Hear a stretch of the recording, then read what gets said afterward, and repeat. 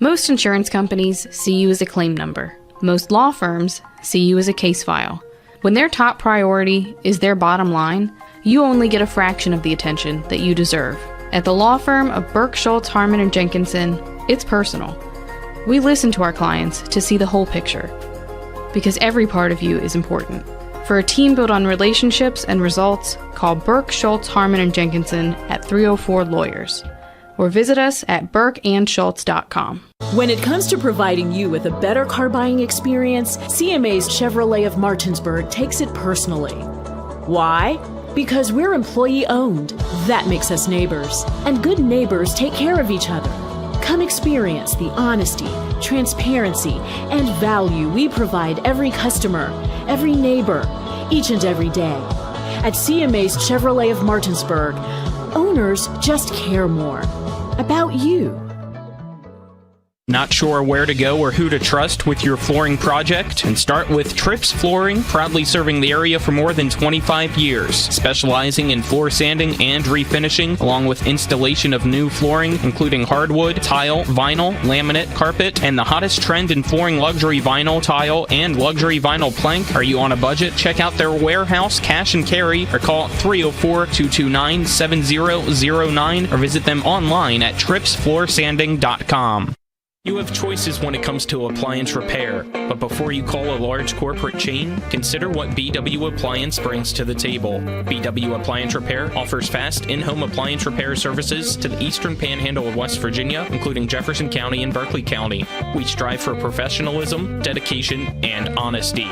Call us today at 304-279-8858 to schedule immediate service. You can also visit us online at bwappliance.repair. The following is a special sports broadcast presentation of Talk Radio WRNR Martinsburg. Play ball! It's time for the fun and excitement of West Virginia high school baseball. Today's game is being brought to you by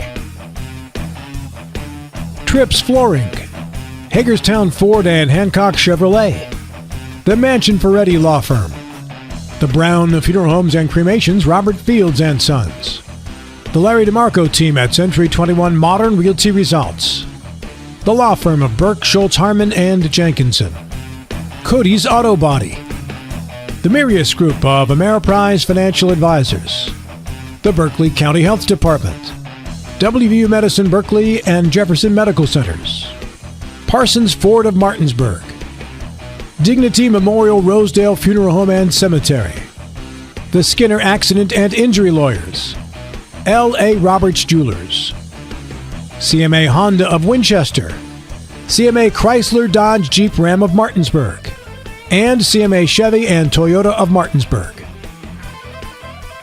And now for the pregame show. Let's go out to the field and join our Talk Radio WRNR broadcast team.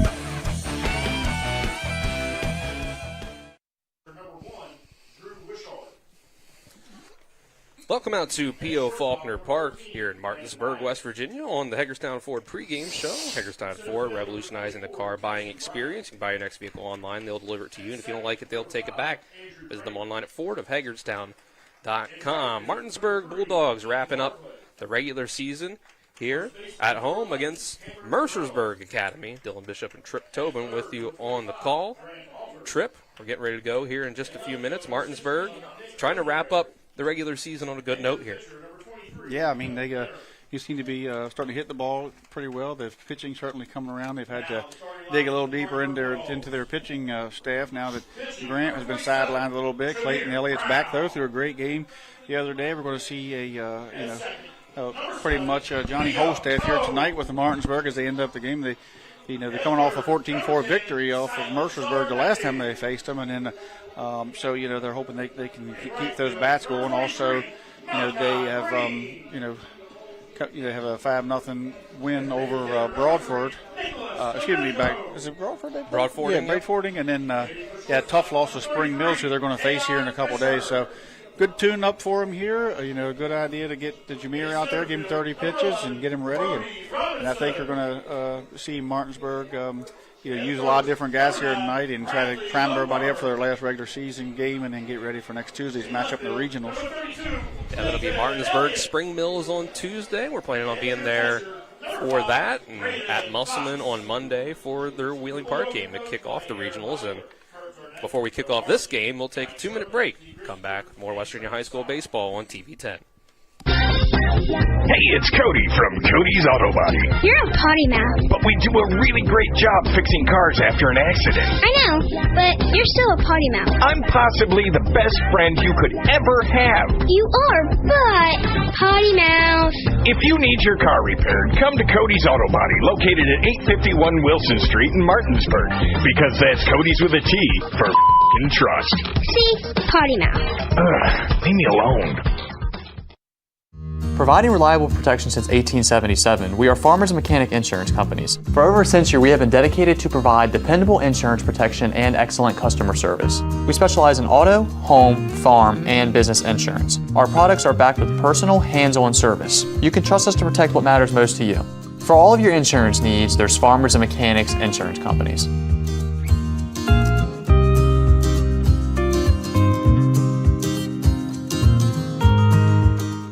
Life is evolving. Over the past decade, the way we do almost everything has changed. Get on your phone, see something you like, click on it, and it shows up at your door. Why should the way you have your car serviced be any different? Why waste your time going to a dealership service department when Hagerstown Ford and Hancock Chevrolet will come to you? They service all makes, all models, and offer full parts and labor warranties. Hagerstown Ford and Hancock Chevrolet will come to your door or office and service your vehicle while you're doing what you need to be doing, conducting that business meeting or mowing the lawn. Why take time out of your busy schedule when you don't have to?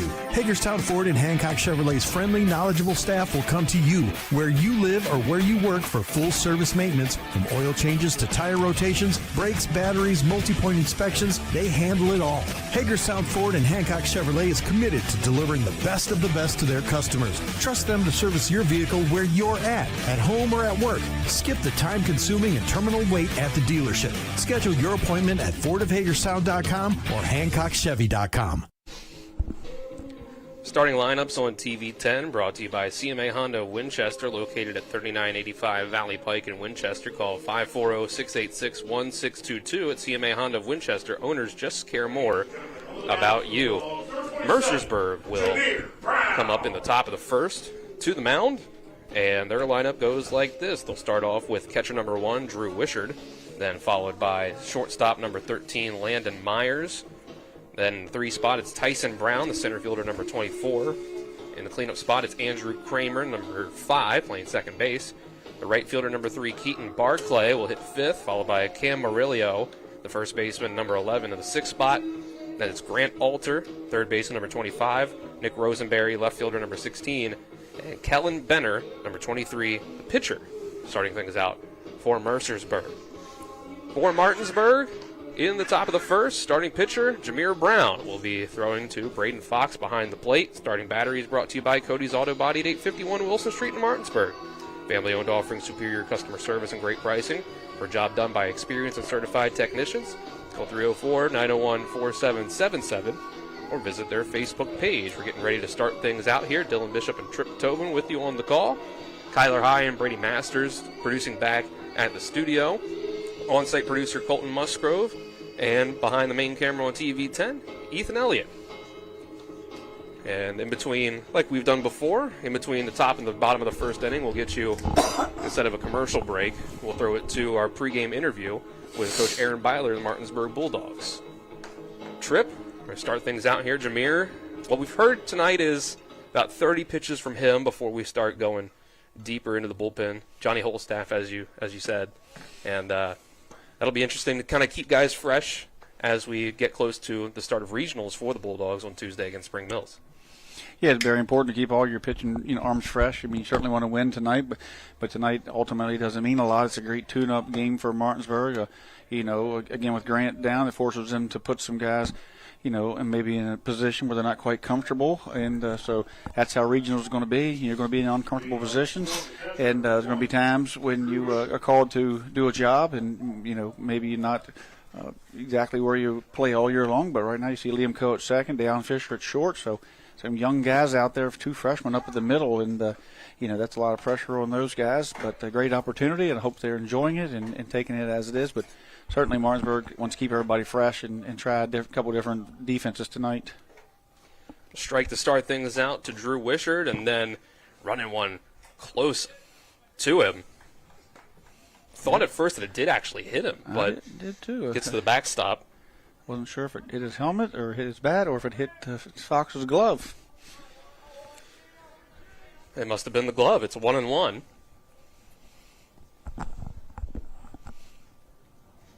Here's the pitch from Brown. Looks like a slider breaking in there across the plate for strike 2. Yeah, that ball up and in definitely had a little zip on it. A lot of velo early in the game already. So he's over there warming up, and I heard him popping the glove as I walked through, and he's looking pretty good over there.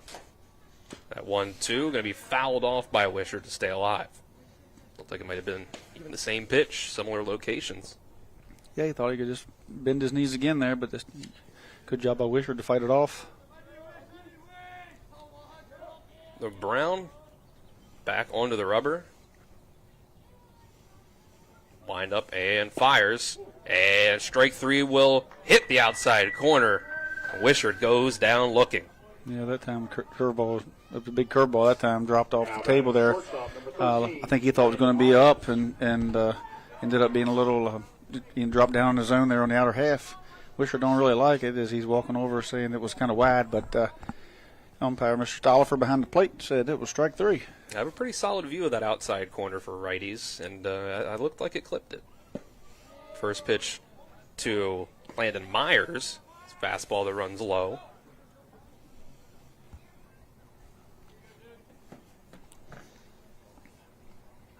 Brown trying to come back after that one to start this out, and that's going to be inside off the glove of Braden Fox.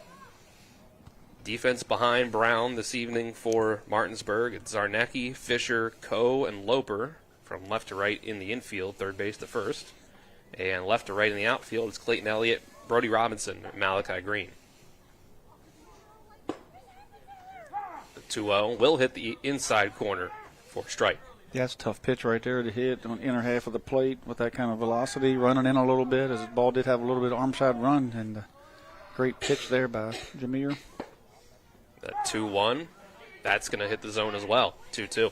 Yeah, he's got both sides of the plate that time. Time he went away.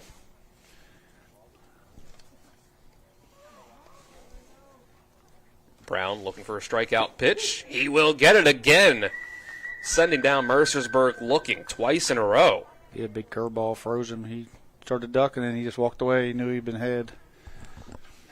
Martinsburg in their, what I like to call the Myrtle Beach uniforms. They're in those, I'm not sure what color you call them, but sort of coral or orange and aqua, something. I think of it as the hospice night uniforms. Hospice night, yeah. They always take them to Myrtle Beach and wear them down there and wear them on hospice night. 1-0 start to Tyson Brown with 2 outs. Top of the first, brought to you by Brown Funeral Homes and Cremations. Robert Fields and Sons, a family-owned full-service funeral home proudly serving the area since 1880. And this next pitch will be out of the zone.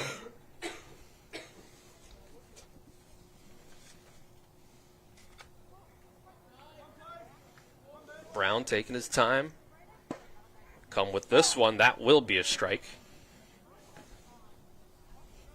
Stollifer behind the plate. Rubenthal on the bases here tonight, but so far Rubenthal hasn't had to make any calls. 2 strikeouts.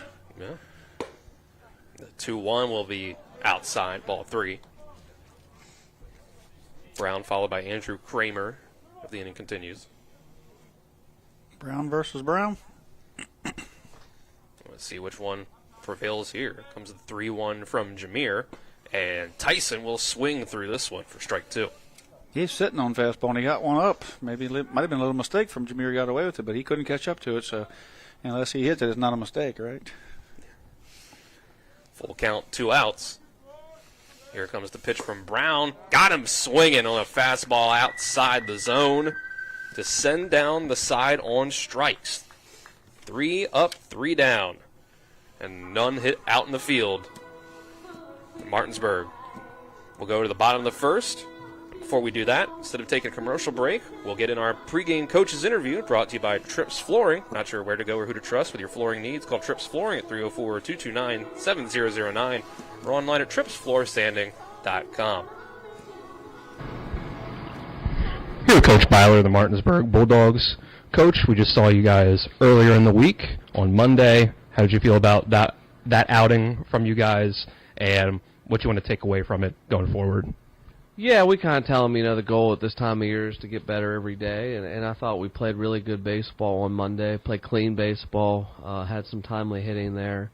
I thought we had a good practice on Tuesday, and unfortunately got rained out last night, but able to make it work tonight, and this time of year you'd rather play than practice, so we're excited to be able to play another game tonight. Tonight you're going to go with Jameer Brown on the mound. What do you want to see from him tonight? What have you felt like how he's been recently moving forward towards the playoffs? Oh, I think Jameer's been, great all year long. He's unfortunately got some tough luck losses here and there. Essentially, he's just going to throw, 2 innings or around 30 pitches, just kind of like a bullpen start, a tune-up for Tuesday, and then probably go Liam Coe for the same thing, 2 innings, 30 pitches, Malachi Green, and Silas Zarnecki. So we'll try to throw 4 guys tonight, try to keep, the wear and tear off the arms, but yet still get them on a mound in a game situation. I feel is better than a bullpen.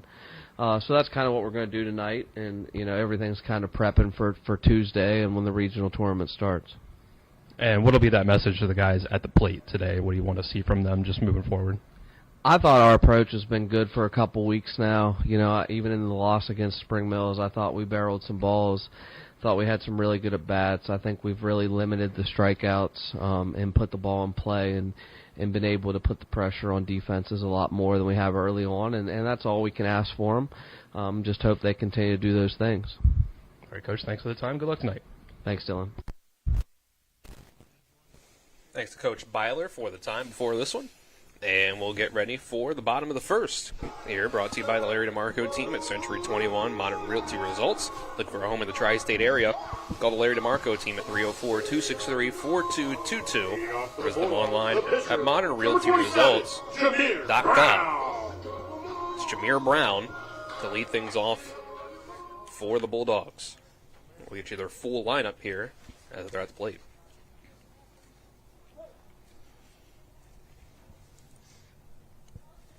Throwing on the mound for Mercersburg. Here's the first pitch from Kellen Benner. That's going to be outside the zone for a ball. Jameer Brown leading off pitching for the Bulldogs today. It's going to be followed by Liam Coe playing second base. Silas Zarnecki at third. Here's the next pitch from Benner. That's out of the zone as well. Malachi Green in the cleanup spot plays right field, followed by Nick Domenico DHing. Then the sixth spot, Brody Robinson at center field. Bradley Loper plays first, hitting seventh. Clayton Elliott will bat eighth and play left field. And Braden Fox will round things out at catcher. And the 2-0 pitch also out of the zone. Yeah, it looks like Jameer's really starting to heat up a little bit here, swinging the bat really well. Had a couple of hard hit balls that didn't get through, some hard luck outs. Been squaring the ball up pretty well. Just takes a strike there on a 3-0 automatic. But I like his approach. He's taken a lot of walks this year, and he's gotten on base, and he can steal bases and get around it and get you a run early in the game. 3-0 pitch. Did get across the zone. And before 3-1, Brown will call time at the plate. Finished up that inning with 16 pitches, so I expect he'll be back out for a couple of batters at least. Maybe 2 innings and stay under that 30. Definitely under 40. Brown gets a hold of this one towards right center field. Going for it is Tyson Brown making the catch. Yeah, another one of those outs. That in the book it says fly out, but the ball's hit really well and just not right at the center field. Did a great job running it down, but in an area where you can catch it and stayed up in the air for him. But Jameer's hit the ball hard right now, and things are going to fall for him. So you keep squaring the ball up, it'll fall for you. And his average sometimes doesn't. His average right now isn't showing over the last 4 or 5 games how hard he has hit it. After a loud out number 1 from Brown, brings up Liam Coe. Out of position in defense today, second base, when he's usually at center for the Bulldogs. He'll take the first pitch down for a ball. Yeah, with Grant hampered, sidelined with that knee at the moment, and with Jameer on the ground on the mound, we have two freshmen up the middle, and a long time since you've seen that in the high school level, especially here at Martinsburg. And these two kids, as he fouls that off, have shown that they can certainly handle that. That's fouled off, makes it 1-1. Season's not done for Grant Henderson. No. As far as we know, at the very least. You never know when the playoffs come, how injuries can be, but we're expecting to see Grant Henderson again before the season's over, as the next pitch is fouled off. And certainly, if they can advance, in their bracket, that state tournament's really pushed out. So I mean, he's got plenty of time over there to get healed up. 1-2. Coe gets a piece of it as it goes back to the backstop. Good to get Clayton back. I see Grayson Boober's in warm-up over there, but I believe he's eligible. He's been suffering with a bad back, I believe. So Jameer was hurt there for a game or two. 1-2, low and inside, ball 2. So they have fought through some adversity and some injuries, which happen just about every year to every team. You have to fight through some of those. You just hope that the injuries are just a week or two in your back, not those season-ending injuries. Yeah, especially when you're talking about Clayton Elliott and Grant Henderson both having injuries during the season for Martinsburg. The pitching, here's strike 3 called. Coe goes down looking, got frozen by the breaking pitch on the inside corner.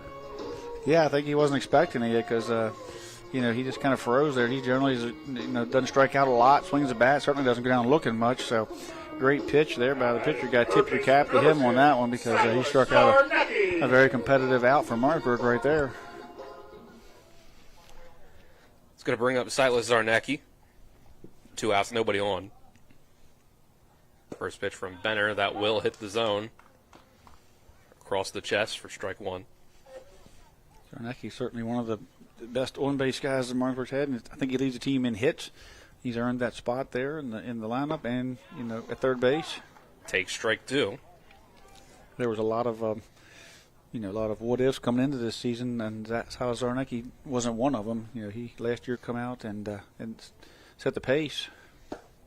0-2. Can't quite get that call for Benner. Wisher tried to frame it for him. Mercersburg, everybody has to retreat back to their spot. They were all headed to the dugout. A 1-2. That'll be higher. More clearly a ball. That was right on the corner. I wasn't going to be surprised either way. On that 0-2 pitch. Here comes Benner back with the 2-2. This is going to be popped up. It's in play. Kramer, now the right fielder Barclay, is going to roll in for it, make the catch for out number 3. So it's 3 up, 3 down on both sides in the first inning. We go to the second, still no score. After 60 seconds, we'll be back with more West Virginia High School baseball on TV 10. Classical Christian Academy in Martinsburg is looking for joyful, dedicated primary lead teachers for grades K through 4 to join our vibrant team for the 2026-27 academic year. We're searching for educators who believe in more than just lesson plans, teachers who inspire a love of learning, build confidence, and weave biblical truth into every subject. At TCCA, we offer so much more than a classroom. With a 100-acre campus full of outdoor adventures, daily research-based agriculture classes unlike any school in the state, movement-based instruction, equestrian education, and bi-weekly student choice clubs, and a Christ-centered classical education that connects learning to real life. Our students don't just thrive, they flourish, and so do our teachers. If you're passionate about laying a strong foundation for young learners and want to be part of something bigger, we'd love to hear from you. Email your resume to Rachel Hull at RachelHullTCCA@outlook.com. That's Rachel Hull TCCA@outlook.com to apply or learn more. The Classical Christian Academy is located at 7192 Arden Novel Road, Martinsburg, West Virginia 25403. Our top of the second on TV 10 and WRNR TV on YouTube is brought to you by the personal injury attorneys Burke, Schultz, Harmon, and Jenkinson. Visit burkeandschultz.com. We play hardball. No offense on the board for either side in inning number 1. So Jameer Brown will come back on the rubber for the Bulldogs to face 4, 5, and 6 in the Mercersburg order. Kramer, Barclay, and Moriello. Not exactly sure what where the schedule goes from here for Mercersburg. I I didn't do my homework on that, but I would assume that they got to be getting close to their PA, tournaments over there as well. I think they're actually even a little bit ahead of the West Virginia when it comes to state tournaments. So they have to be getting close to one of their regional plays, or if they have qualified. I'm not sure. Maybe someone out there hears us, may know, and then talk to me. But at the moment, Mercersburg certainly looking to avenge that 10-run loss at home against Martinsburg for sure, for one thing. 1-0. Brown will get in that next pitch for a strike. Mercersburg on the season 4-16, but we see plenty of state tournaments, regional tournaments, where you get a whole host of teams that qualify. Yeah, I mean, Mercersburg's schedule is not easy, especially when they come over here and play in the EPAC, and they play a tough schedule, and 4-16, tough year for them, no doubt. They appear to be a little bit young over there when you get to the bottom, closer to the bottom of that lineup. So I'm not sure if they're rebuilding over there or whatnot, but competitive all year, a lot of games. 1-2 doesn't hit the zone. The batter even thought that one hit, so I think he was walking off. Kramer's got another shot at it. It's now 2-2. It goes up a little bit. Brown readies, and this will be hit on the ground over to first base. Loper will grab it and jog over to first base, step on the bag for the out. First ball put in play for Mercersburg, and soft ground ball over to Loper. It's only the second or third ball put into play overall. Yeah, pitcher is doing well. 4 strikeouts out of 7 outs, right? Mm-hmm.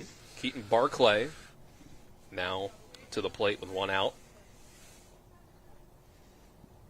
Brown throws a strike. Brown pitching out of the stretch in his second inning, despite no batters on.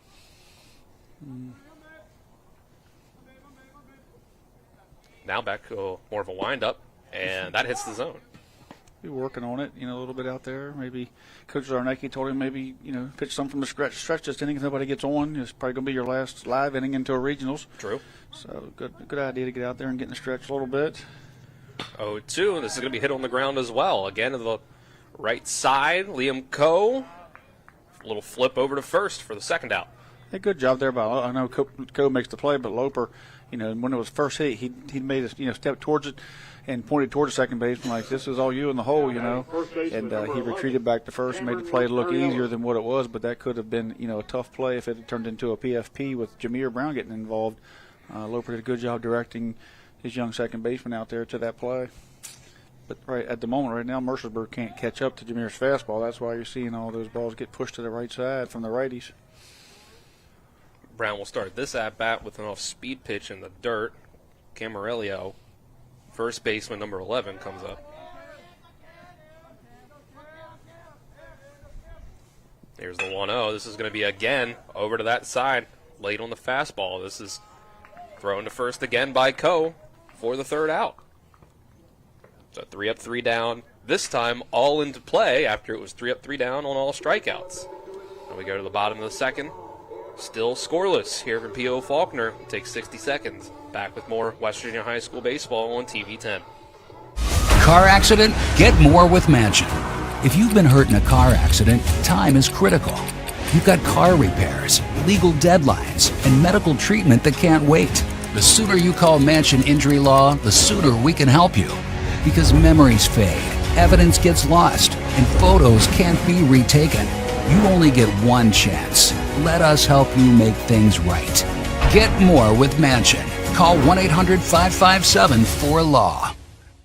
When you're looking for the perfect gift, look no further than L.A. Roberts Jewelers at 146 North Queen Street in downtown Martinsburg. Choose from a huge selection of unique items, from the finest diamonds that make your eyes sparkle to exquisite timepieces, figurines, and collectibles. Buying from L.A. Roberts Jewelers means that you've made the decision to do business with people who've excelled in the industry for more than 100 years. They'll be here tomorrow when you need them, and if you need your jewelry or your watch repaired, they'll do that too. L.A. Roberts in downtown Martinsburg. Old World Jewelers for a new age.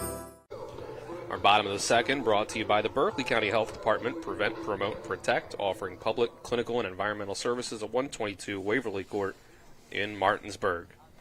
It's been all pitching so far Thrown an inning and a half. I thought he hit him in the head. He threw down. The pitcher turned his back. Ball probably heard me at home. Kind of when the pitcher instead of ducking, he just walked back, and the catcher threw the ball right over his head. That would have been ugly if it had been down about 2 inches. Yeah. I don't know if the camera caught it, but it went right over his head. It probably did. Well, that ends the warm-up pitches and starts the bottom of the second officially with Malachi Green coming to the plate. And he takes first pitch for a strike. Started off the cleanup hitter with a curveball there, showing a little respect to him with that.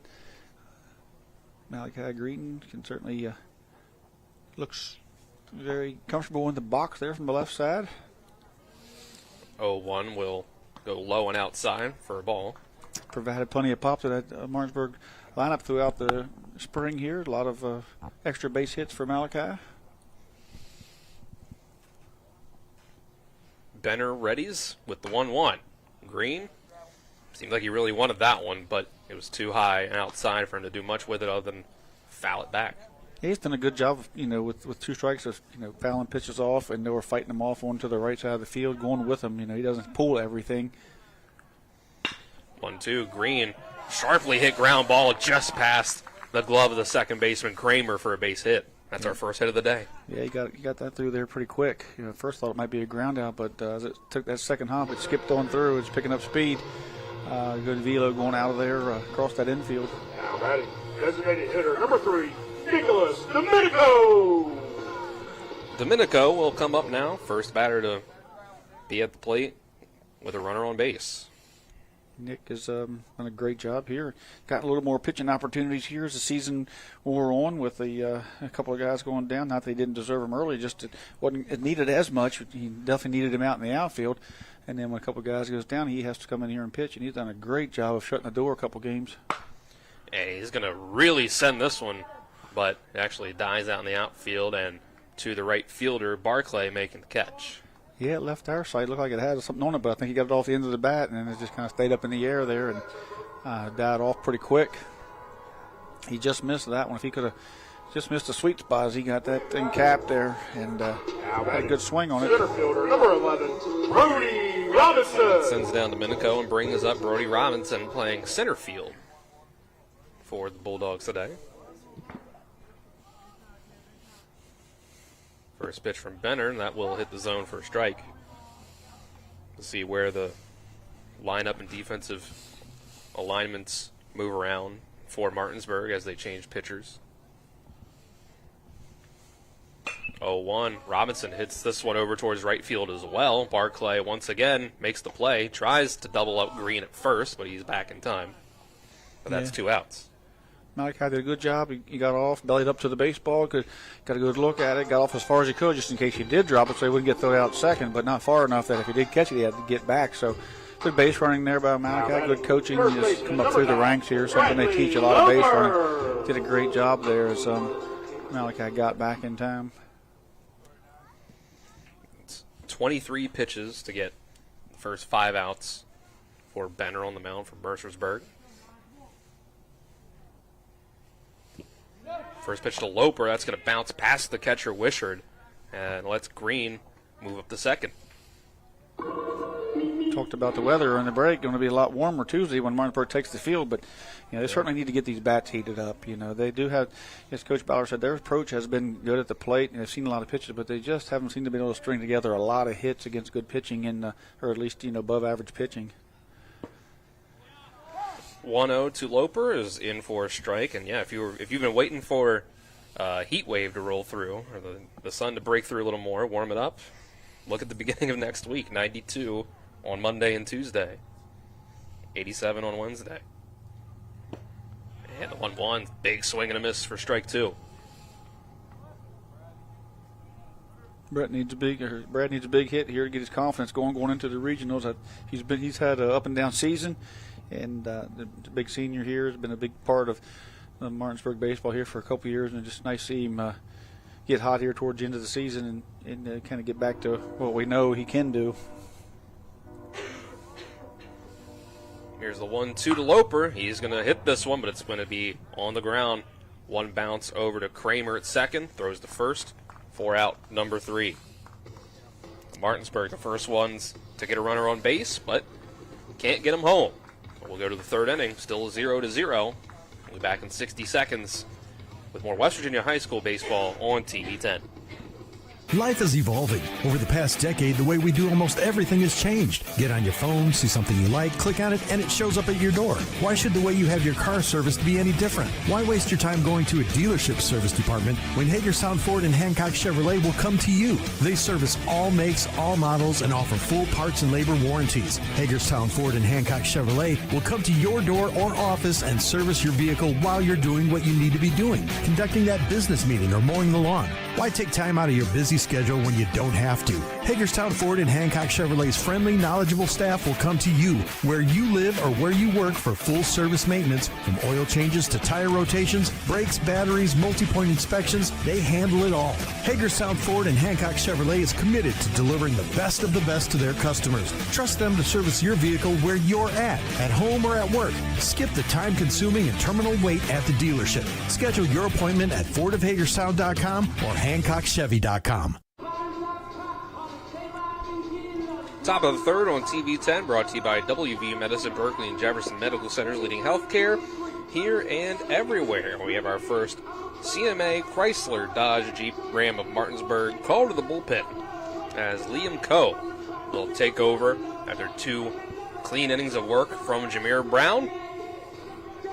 CMA Chrysler Dodge Jeep and Ram of Martinsburg. You can stop by and see them at 48 Kelly Island Road in Martinsburg or call 304-263-8821. They're moving lives forward. Coe will get to face 7, 8, and 9 in the Mercersburg order. Coe has pitched the third most innings for the Martinsburg Bulldogs this year, behind Jameer Brown and Grant Henderson.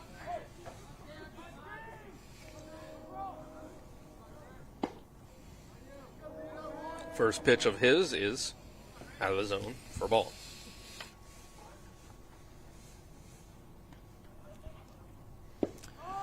Just move that defensive triangle around a little bit. Pitcher to short, short to second, second to the mound. So they kind of went clockwise there.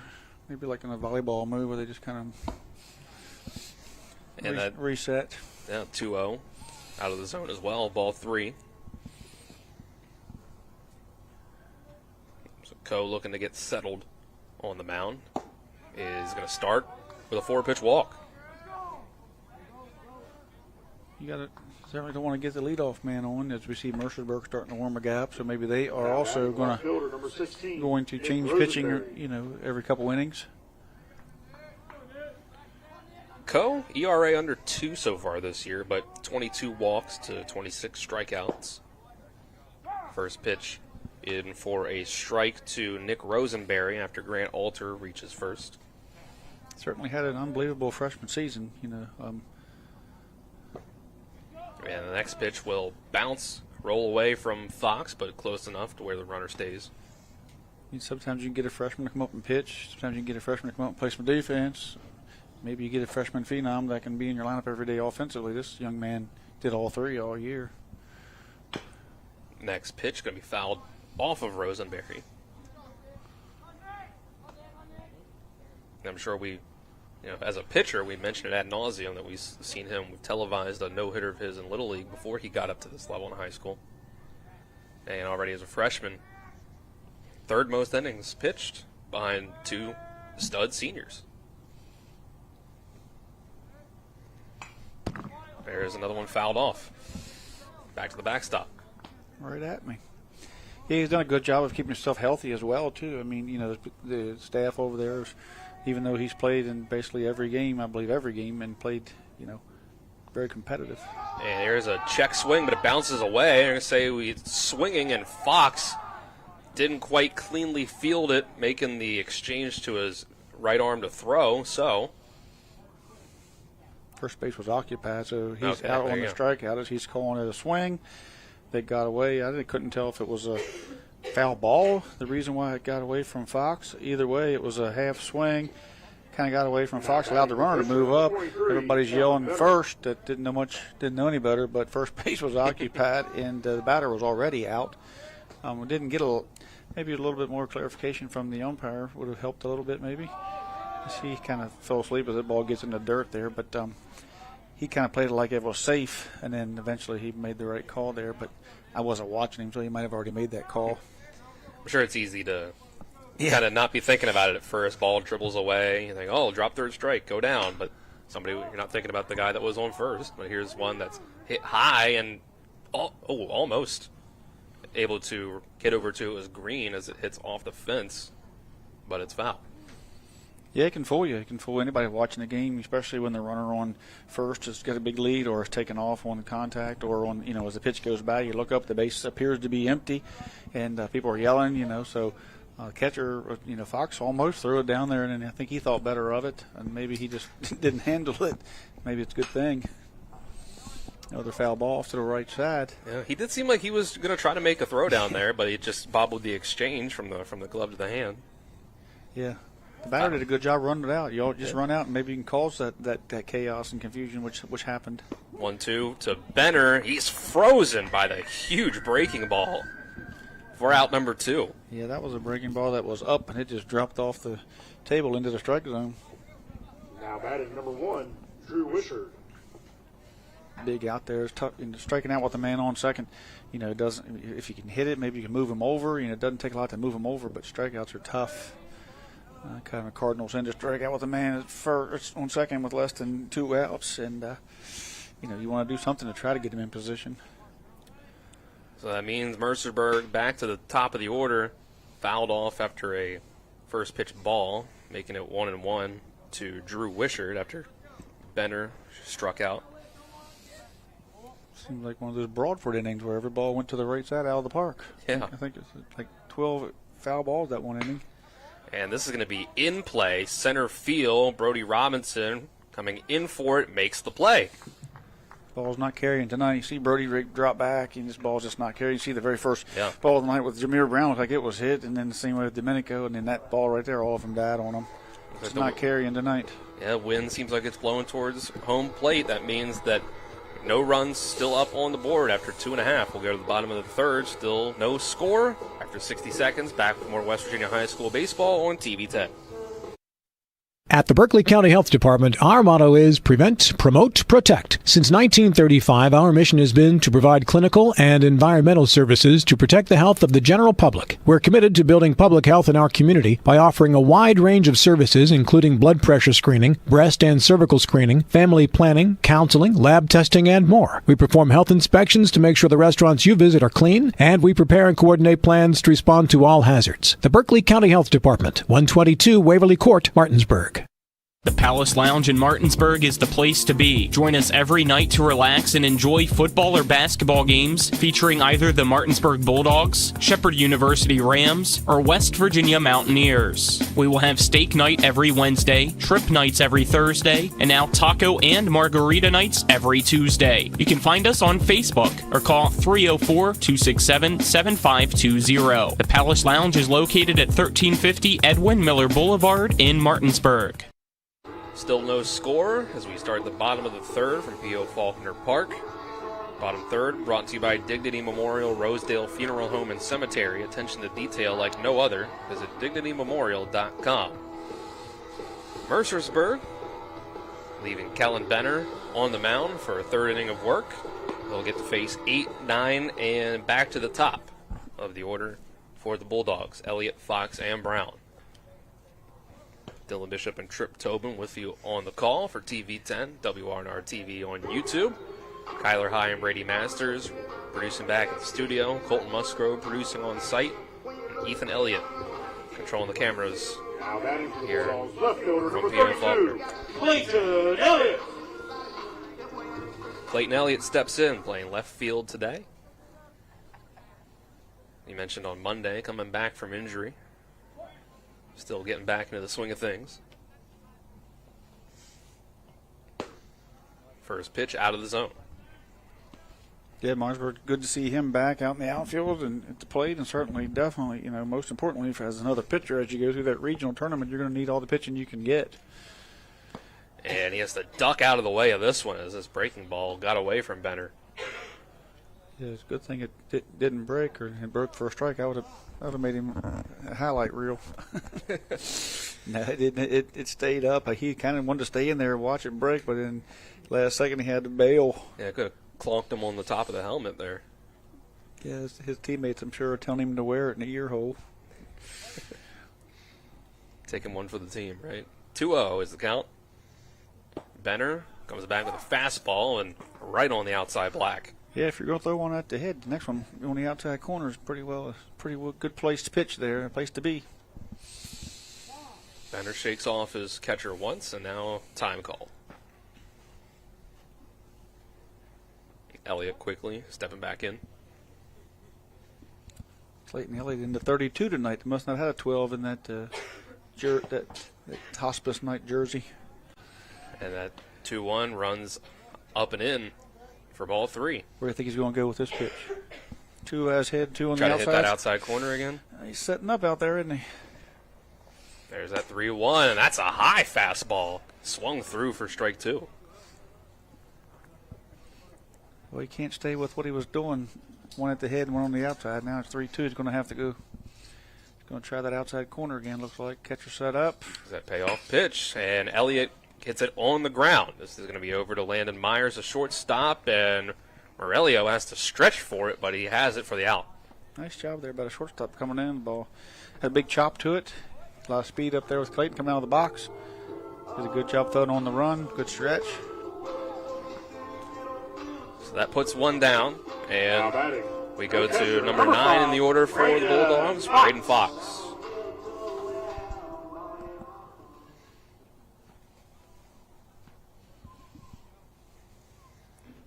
Benner, as Fox squared around, but it was clearly going out of the zone, so quickly pulled back. I've seen Fox a couple times this year. Bunt there for base hits. At 1-0, Fox not looking to bunt this time. That's going to be in the zone for a strike. Sort of not quite what you call a drag. He doesn't really get going running. He just does a good job of getting squared late and getting the ball down the line. Finding the hole. Benner's 1-1, just a little low for ball 2. That's not a gift that most catchers have, that they can drag bunt, but that's true. Fox certainly has shown that it's not the stature, but the size of the dog in the fight here this year in the last 2 years that he's really came on. 2-1, Fox will foul it off. That's the 37th pitch from Benner so far, and that's nearly gotten him through the entire lineup. Only one hit for Martinsburg. Yeah, Martinsburg does need to pick it up in that department for sure. Yeah. Here's a 2-2. Big swing and a miss for strike 3. That's the second strikeout for Benner. First time through the order. That's a good pitch. I mean, you got it up, elevated it, forced him to take, decide, and didn't catch that cup to it as it got up and out of the zone on him. Benner does have a good fastball that runs up. He can run it up there, snaps out of his hand, and he mixes it pretty well. We've seen it with Elliott. He mixed it up and made him hit a 3-2 ball, fastball defensively. If you can do that, you can get a lot of outs. Jameer Brown, loud out to the outfield in center field, first time up.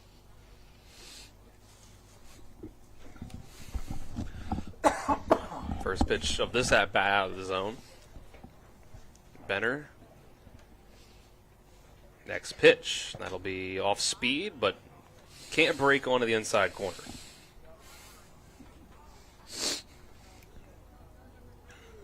Benner, not your typical tall, lanky pitcher, more of a compact young man up there, a little velo, mixes his pitches well, like I said, and got a good curveball. And that's in the zone. Strike 1. I think that's a slider there that he has there, kind of like a slurve, and then he does have that curveball that kind of breaks 6-12, but he's got that fastball that he's been placing pretty well in the outer half. And that 2-1 will run inside for a ball. Yeah, he missed his spot there. Catcher was set up out. He let it go. As soon as he let it go, you could see his reaction. His leg kind of kicked like, I know I missed my spot there. Brown trying to work something with 2 outs in the inning for the Bulldogs. 3-1 is to be on the ground, but can't get inside the bag. That'll go down the line foul. Got it under his hands. He fought it a little, just enough to fight it off. Could have got down that line, but definitely a double the way the outfield's playing deep on the center and left. Right fielder is up a step or two. Giving him a lot of respect there in center field. Of course, after he chased one out to the Mamba sign the first time up, he probably did give him a little respect. Time was called before this first payoff pitch of the at-bat. Full count and 2 outs. Here's a pitch from Benner, and that runs up and in, but Brown, trying to stay alive, fouls it off. Had Benner just enough, mixing his speeds and his pitches to keep Martinsburg from being able to settle on anything. He's shown that he'll throw the slurve or the curve in fastball counts. So that's what's really been the difference here, is forced Martinsburg to swing defensively, even in hitted counts. And this is lined right past Benner, right up the middle for a 2-out single. Yeah, stayed on that fastball and ran it right back through the box. Might see a runner for the. Oh, he's not pitching any longer. No. It's true. So no runner. Pitcher at the plate now. Yeah. Liam Coe. Now batting, number 7. As Martinsburg gets just the second hit of the day up on the board, both of them for their side. Look for Jameer to run. I expect him to take off early, if not the first, second pitch. Mercersburg does too. Yep, throwing it right back over there before the first pitch. And Brown's, he was getting pretty confident sort of lead there at first. He's out there beyond the cutout. And he will go. First pitch. Coe swinging through it. And the throw from the catcher, Wishart, goes too far left to make a play. Brown's got the bag. Good job by Coe. Just swung through it. Just forced the catcher to get, to not be able to just set right up. It was a little much, maybe even a bit of a pitch out, I think, as they pitched out away. Pitch outs are a little tougher on catchers from left-handers, so good time to run. Forced him up and out of his stance. Liam Coe swung the bat, but a great jump by Jameer. So the 0-1 to Coe. He's going to hit this one on the ground. A little early on it. Goes over to Kramer at second. Throw to first in time. And that's out number 3. So second hit for Martinsburg, but the second one left on base. We'll go to the 4th inning. Still no score. 60 seconds, and we'll be back. More West Virginia High School baseball on TV 10. When it comes to surgery, experience and innovation matter. At WVU Medicine, our board-certified surgeons use the latest robotic and minimally invasive techniques to provide better outcomes and faster recoveries. We offer a full range of procedures, including advanced hernia repair, anti-reflux surgery, breast cancer surgery, colon resection, gallbladder removal, skin cancer, and lesion removal. Trust the region's leader in advanced surgical care. Call WVU Medicine Surgery today at 304-596-2150. When it comes to providing you with a better car buying experience, CMA's Honda of Winchester takes it personally. Why? Because we're employee owned. That makes us neighbors. And good neighbors take care of each other. Come experience the honesty, transparency, and value we provide every customer, every neighbor, each and every day. At CMA's Honda of Winchester, owners just care more about you. Moving to the 4th inning, top of which is brought to you by Skinner Accident and Injury Lawyers, representing accident and injury claims for over 50 years. Go to SkinnerWins.com. No runs have come across the plate so far. No runner has gotten past second base yet through the first 3 full innings. So go to the 4th. Liam Coe back on the mound for the Bulldogs. Yeah, look for a couple innings out of Liam. I mean, you see a couple guys out thrown over there in the bullpen for Martinsburg, so I don't expect him to go. Like Nick was DHing tonight probably because he's going to throw, so keep him loose. He's a pretty good guy who can come in on a pretty short notice, but it's always nice to get good and loose, especially on a night like tonight that's just kind of unseasonably cool, really, from what we've had. And Landon Myers, after taking ball 1, sends a second pitch into left field for a hit. First one of the day for the Storm. Yeah, he hit it sharply. There was no doubt a solid single. And got out there. Good job by Clayton Elliott. Got out there on him pretty quick. He had to drop down to a knee just to block it up, not try to just pick it up and let it get by him and let him get extra bases, because at the moment right now, getting a man on base hasn't been an easy task for Mercersburg. Tyson Brown back up for his second at-bat, and first pitch bounces in front of home plate. Yeah, you got to decide here. You're the away team. You know, you're batting first. Do you want to try to get that run up on the board? Do you want to try for a crooked number inning? You know, probably here. You know, it all depends on what their pitching setup is here. You know what they plan on doing there. But you know, you would think maybe they could possibly bunt here. But after that nice base hit there, they might thought maybe it's contagious. We've seen some early action in the bullpen, but it has been a good outing so far from Benner as the next pitch up and outside for a ball. Not sure Mercersburg is ready to give up their number 3 hitter to a bunt. It looks like, especially in a 2-0 count here. I think this is going to be it's a good hit and run count, you know, because you know the pitcher wants to come to the plate. You get your number 3 guy up, you can still have a double play here, unless there's a line drive and you get bad luck. But you know, it's a good chance that you know he could go here and green light to the batter. And that one's high out of the zone for ball 3. It's 21 pitches from Coe so far. Now you just play baseball. You just everybody's taking in short lead. Batters in the back of the box taking. And there's ball 4. 4 in a row sends Brown down to first base and Myers to second. Now you could consider a bunt because now you know it gets 2 guys in scoring position. And with 1 out, so regardless of where we're at in the lineup, this might be an opportunity for them to bunt. Cleanup man Andrew Kramer. Coe through 22 pitches has thrown 10 for strikes, 12 for balls. Andrew Kramer grounded out to first base. He did square around the bunt and couldn't get it in fair territory. Yeah, drop the barrel below the knob there, and when that happens, the ball fouls back or goes up. The 0-1. Coe steps off, keeping a runner at second base close. Good job, Coe. Trying to get Mercersburg to show their hand there again. See if he's going to bunt again. Looks like he is. He's going to swing. He does, and he hits it right at Zarnecki, who is going to try to tag. The lead runner, throw to first, is too high. Loper has to jump for it, and Kramer will reach base, but Myers was tagged out, so still runners on first and second now with 1 out. Yeah, once you go for the tag, you're probably only getting 1 out, especially if the base runner is smart enough to just stop or try to avoid your tag at that point. If you're a base runner there and you're watching, you probably should just stop and just retreat and let him, you know, make a play, or because by that time you allow your other base runners to move up. Keaton Barclay will start his second at-bat with a strike. Good job by Zarnecki. Making sure he was expecting the ball, even though it was a bunt situation, he still stayed ready. And Barclay couldn't hold back on this one, but runner at second had a big lead, and runner at first had good enough where he could move up to second as well. So runners move up on the wild pitch, even though it was a check swing strike. Getting the strike call there. We have an 0-2 count now instead of a 1-1, and both runners moved up with 1 out. Big at-bat for Coe here. First runner to reach third base, and this is popped up but foul.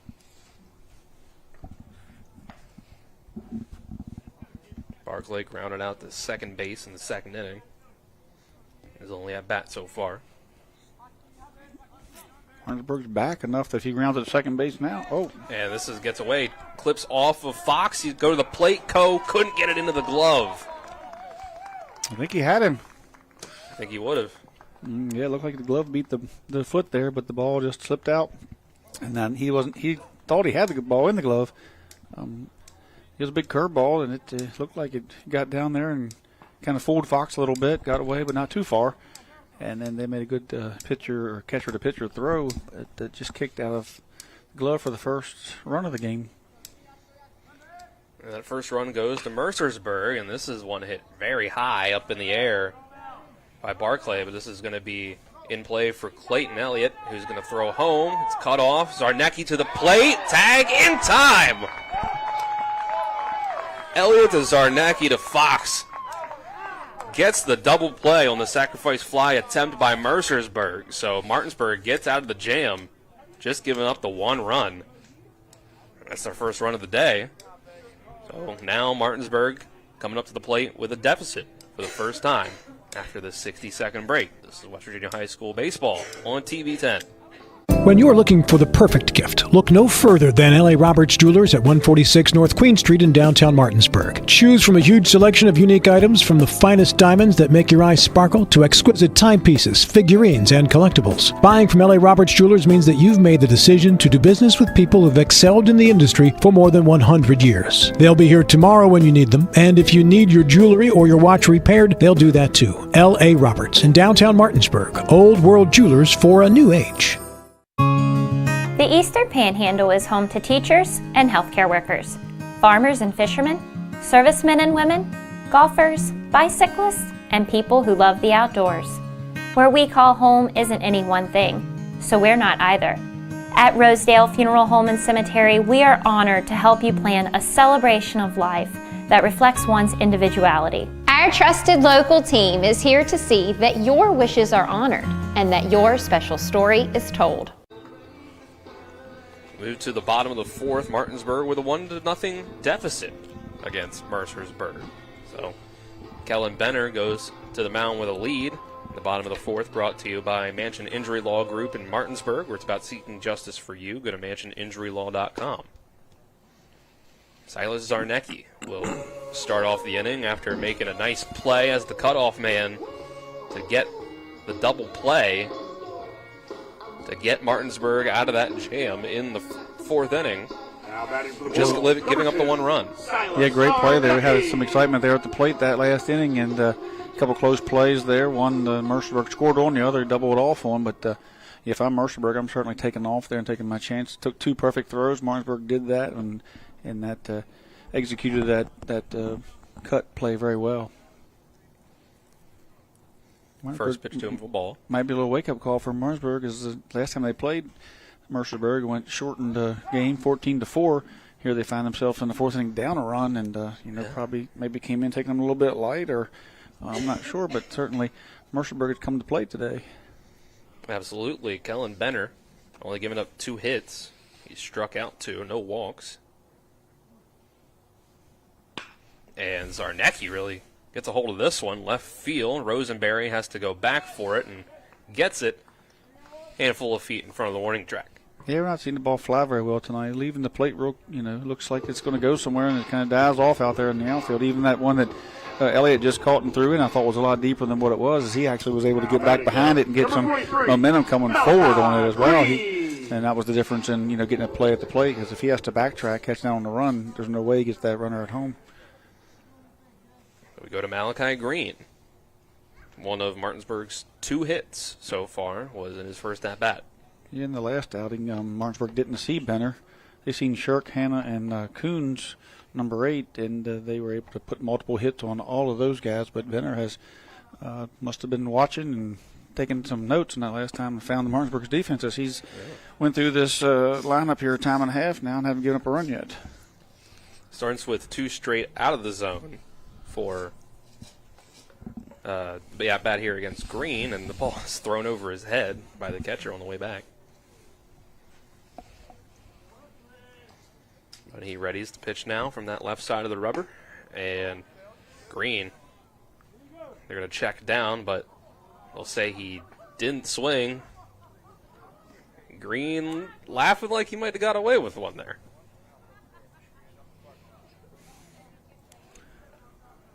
Mercersburg certainly feeling at the moment they're not getting the calls. 3-0, that will be automatic for a strike.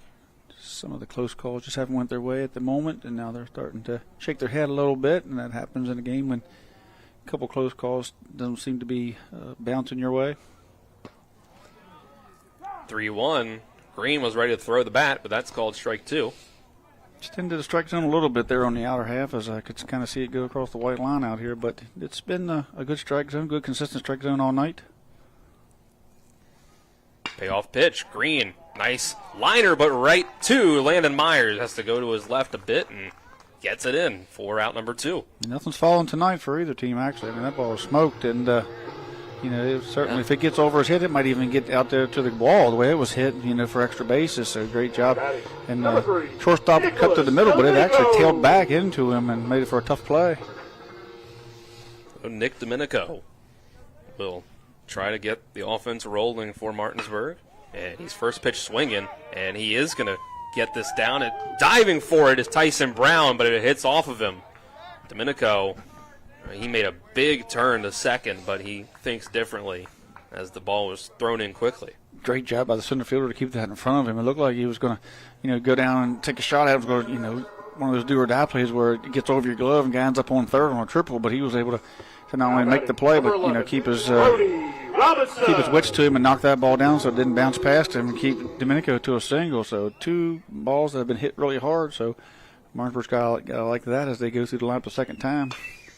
And first pitch to Brody Robinson is going to be popped up right to shortstop. And the catch is made by Myers to end the inning. So another runner on, another left on for Martinsburg. They still trail 1-0. Benner, with just 58 pitches through his first 4 innings, has the Mercersburg Storm with a 1-0 lead through 4. We'll be back in 60 seconds with more West Virginia High School baseball on TV 10. When will I be able to retire? How do I make the most of the money I have? How do I leave a lasting legacy to my loved ones? I'm Philip McCoy, financial advisor with the Mirius Group, a private wealth advisory practice of Ameriprise Financial Services Incorporated. Call us today at 304-263-4343 to help you make the most of your financial future. Our office is located at 1270 Winchester Avenue, Martinsburg, West Virginia. Ameriprise Financial Services Incorporated, member FINRA and SIPC. Hi, Crescia Hornby here. Larry DeMarco, broker of Modern Realty Results, believes he has some of the best real estate agents in the Eastern Panhandle. Agents at Modern Realty Results have years of experience and knowledge of the local real estate market. Agents within the office work as a team to provide quality customer service. We strive to always ensure client satisfaction through handling every transaction with honesty and integrity, all while offering competitive rates. Modern Realty Results is veteran-owned and managed. Please call us at 262-4222, modernrealtyresults.com. Top of the 5th inning from P.O. Faulkner Park in Martinsburg is brought to you by CMA Chevy and Toyota Martinsburg, all in one convenient location at 650 Foxcroft Avenue, where owners just care more. Malachi Green will be next on the mound for Martinsburg. 2 innings from Jameer Brown, 2 innings from Leon Coe. Coe gave up the 1 run so far, but 2 innings, just 1 run given up, 1 hit, walked 2, and struck out 2 on 29 pitches. Yeah, the pitching has been great. You just need a little bit of run support. It's hard to win a game when you don't get any runs. So Martinsburg's going to have to support that staff. The pitching has been great all year for Martinsburg. I mean, their strikeout to walk ratio is phenomenal. Their strike to ball ratio has been great. Their earned run average has been really, really good. I mean, a couple of hard luck losses to Jameer and even to Grant. So, these guys have come in, Grayson, Boober, and Clayton, and these guys. Nick has come in. I mean, Brett Loper. They've got a staff. They just, they certainly need to get those bats going into the regionals. Brings up Morello against Green. He'll take a strike after taking a ball to start out.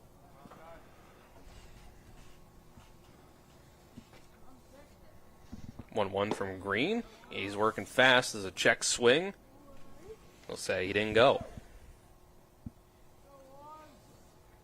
I think Mercersburg would have come unhinged if he'd have called that a strike. I wouldn't doubt it. Count 2-1. That's 1 up too high for ball 3.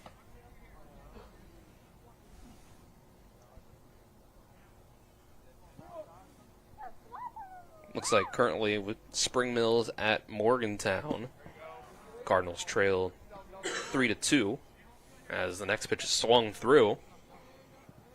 That's through 3 innings. Mohegans have a lead on Spring Mills. Spring Mills playing some good baseball coming into the regionals. It's going to be a tough task for Martinsburg, who took a 1-0 loss to them recently. And it's been a while since Spring Mills Martinsburg has been a little bit of their Achilles heel and has eliminated them a few years, and I'm sure they're looking to get some revenge there. Martinsburg certainly is going to give it all they got to move on there in that regional next Tuesday and keep that streak of playoff wins against Spring Mills alive as you see a fly ball here straight to center field. Green struck 1 out, and then the second batter, first pitch swinging, hits a soft fly ball to center field. And that's Now batting number 16, a chance to Nick let you Rosenberg. know the defensive changes, because Green has gone from right field to pitcher. Coe went from pitcher to center and bumped Brody Robinson over to right. And that brings up Grant Alter. First pitch fouled away. Coe vacated second base, and of course Deion, well, actually he went to the outfield, yeah, so the infield has stayed intact after that pitching change. 0-1. That's in the zone for a strike. Green started out a little shaky in that first at-bat, fell behind 3-1, came back with a strikeout, and he's looked good since. 0-2. We'll bounce that one for a ball. Looks like Jefferson's playing East Hardy tonight in a doubleheader. Won the first game 12-2 in 5. They had 11 hits there, and short work of that as Gross and Engel threw pretty much shutout baseball throughout there. Gross went 4 innings, 3 hits, no runs. Engel went 1 inning, 3 hits, 2 runs. And they both were very low in their pitch count, so probably doing the same thing as Martinsburg here, is just warming some guys up, getting them a few pitches. 1-2. Off-speed pitch from Green. Gets Rosenberry to swing through it for strike 3. So Green strikes out 2 in that inning. Goes 3 up, 3 down against Mercersburg. When we go to the bottom of the 5th, it's still 1-0. Martinsburg trying to come back in this one. We'll be back with more West Virginia High School baseball on TV 10. Most insurance companies see you as a claim number. Most law firms see you as a case file. When their top priority is their bottom line, you only get a fraction of the attention that you deserve. At the law firm of Burke, Schultz, Harmon, and Jenkinson, it's personal. We listen to our clients to see the whole picture, because every part of you is important. For a team built on relationships and results, call Burke, Schultz, Harmon, and Jenkinson at 304 Lawyers, or visit us at burkeandschultz.com. The Palace Lounge in Martinsburg is the place to be. Join us every night to relax and enjoy football or basketball games featuring either the Martinsburg Bulldogs, Shepherd University Rams, or West Virginia Mountaineers. We will have steak night every Wednesday, trip nights every Thursday, and now taco and margarita nights every Tuesday. You can find us on Facebook or call 304-267-7520. The Palace Lounge is located at 1350 Edwin Miller Boulevard in Martinsburg. 1. We move to the bottom of the 5th, brought to you by Trips Flooring. Not sure where to go or who to trust with your flooring needs? Call Trips Flooring at 304-229-7009 or online at tripsfloorsanding.com. Cam Moriello will move to the mound for Mercersburg. Day is done for Benner, and he gave them a good outing. Great outing, yeah, he did a great job. Over at second base now, the second baseman went to first, and Kramer, and then the first baseman Moriello to the mound, so they kind of did a 3-man switch there on the right side of the field. But great day on the mound with the Benners. He went 4 innings, 3 hits, no runs, none earned, 2 strikeouts, and no walks. And what else can you ask for? No free bases, and through the contact there, scattered a few hits there, but Benner only at 58 pitches, so they're certainly conserving him a little bit there, but he looks like he had the stuff tonight to really give Martinsburg a fit for 7 innings. So maybe they can find some success here against Morello. How do you want to pronounce it? If we're going to pronounce it wrong, let's just pronounce it. Both of us pronounce it wrong, right? We both choose one. Maybe one of them will be right. That's true too. Moriello, I think. Moriello. And we got confused there for a minute, I think, because the game changer didn't have an I in the name, but I think their official roster does. So Moriello, I believe, is the way you would say that. Strike 1 taken by Bradley Loper. Everybody's all bundled up as the little cool front come in here after that rain last night. Much needed rain. Wish it had lasted longer, actually. As Loper swings through this one to go 0-2 as he swung over that curveball with a pretty good swing there. He wanted a piece of that one. Loper grounded out to end the second inning. His only at bat so far.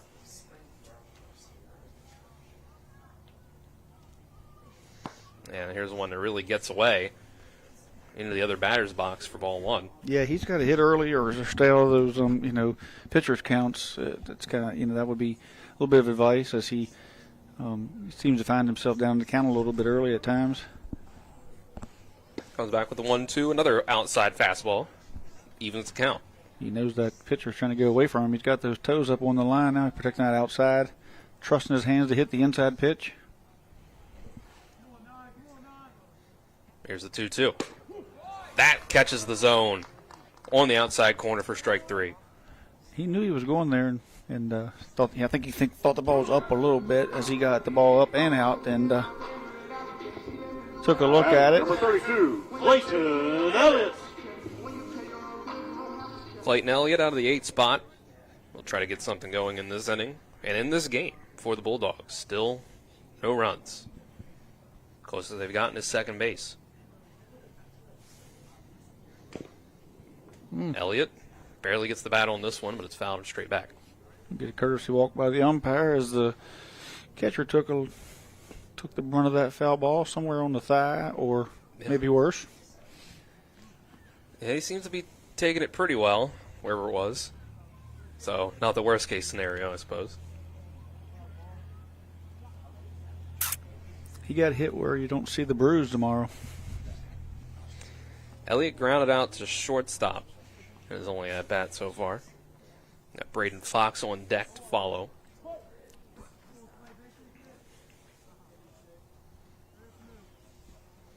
Moriello readies with the 0-1. That'll run inside.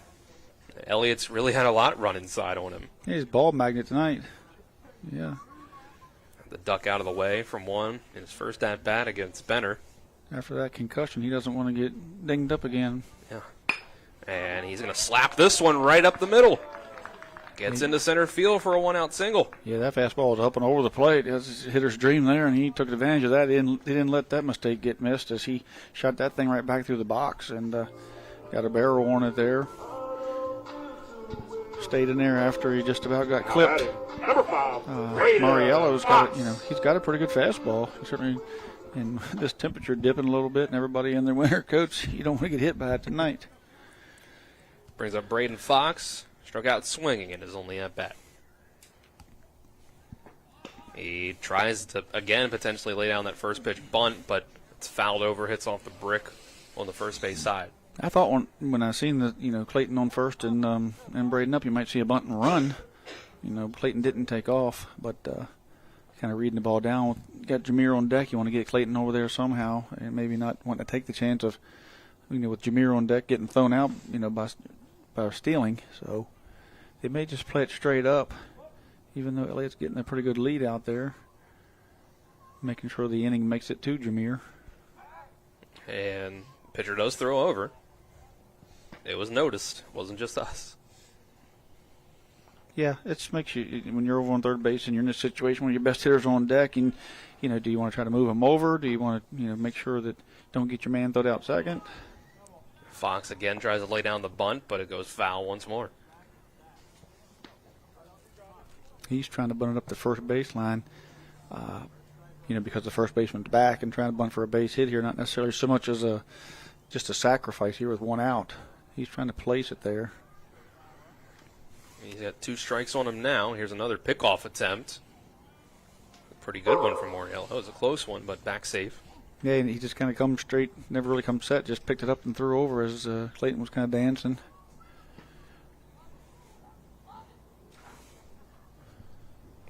So here's the pitch to the plate, but the runner goes, and it's inside for a ball. Second baseman has to jump up. It's over his glove into center field, but Elliott stays there and has the stolen base. Yep. Cautiously aggressive there, trying to let Box see if he could put that bunt down and make things happen. Got the 2 strikes. Thought maybe, it was a good time to run with a 1-2 pitch, guy bunting. Good chance that he was going to throw the ball out of the zone, maybe even a breaking ball. Cautiously aggressive there. I like the call. Jameer on deck. They got a runner in scoring position. Counts 1-2 now. Here's the pitch, and that is just off the outside corner. Yeah, that was a little far to be given that one. It was the white line plus. 2-2. Defense staying back.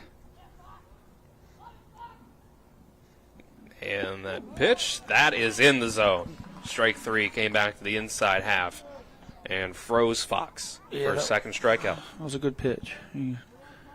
that slider there still has a good bit of velo to it, so it looks a little different than his curveball. It kind of mimics the fastball there. It's Fox's second strikeout. It's also Moriello's. Number 27, Both outs are strikes in this inning. That brings up Jameer Brown,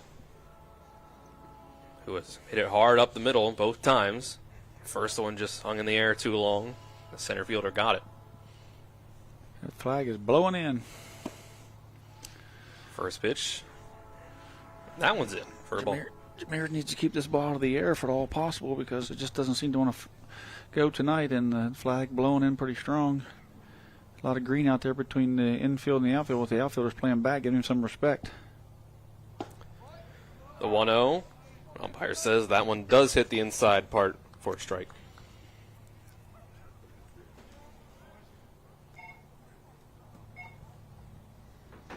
One and one now. Elliott gets his lead off a second.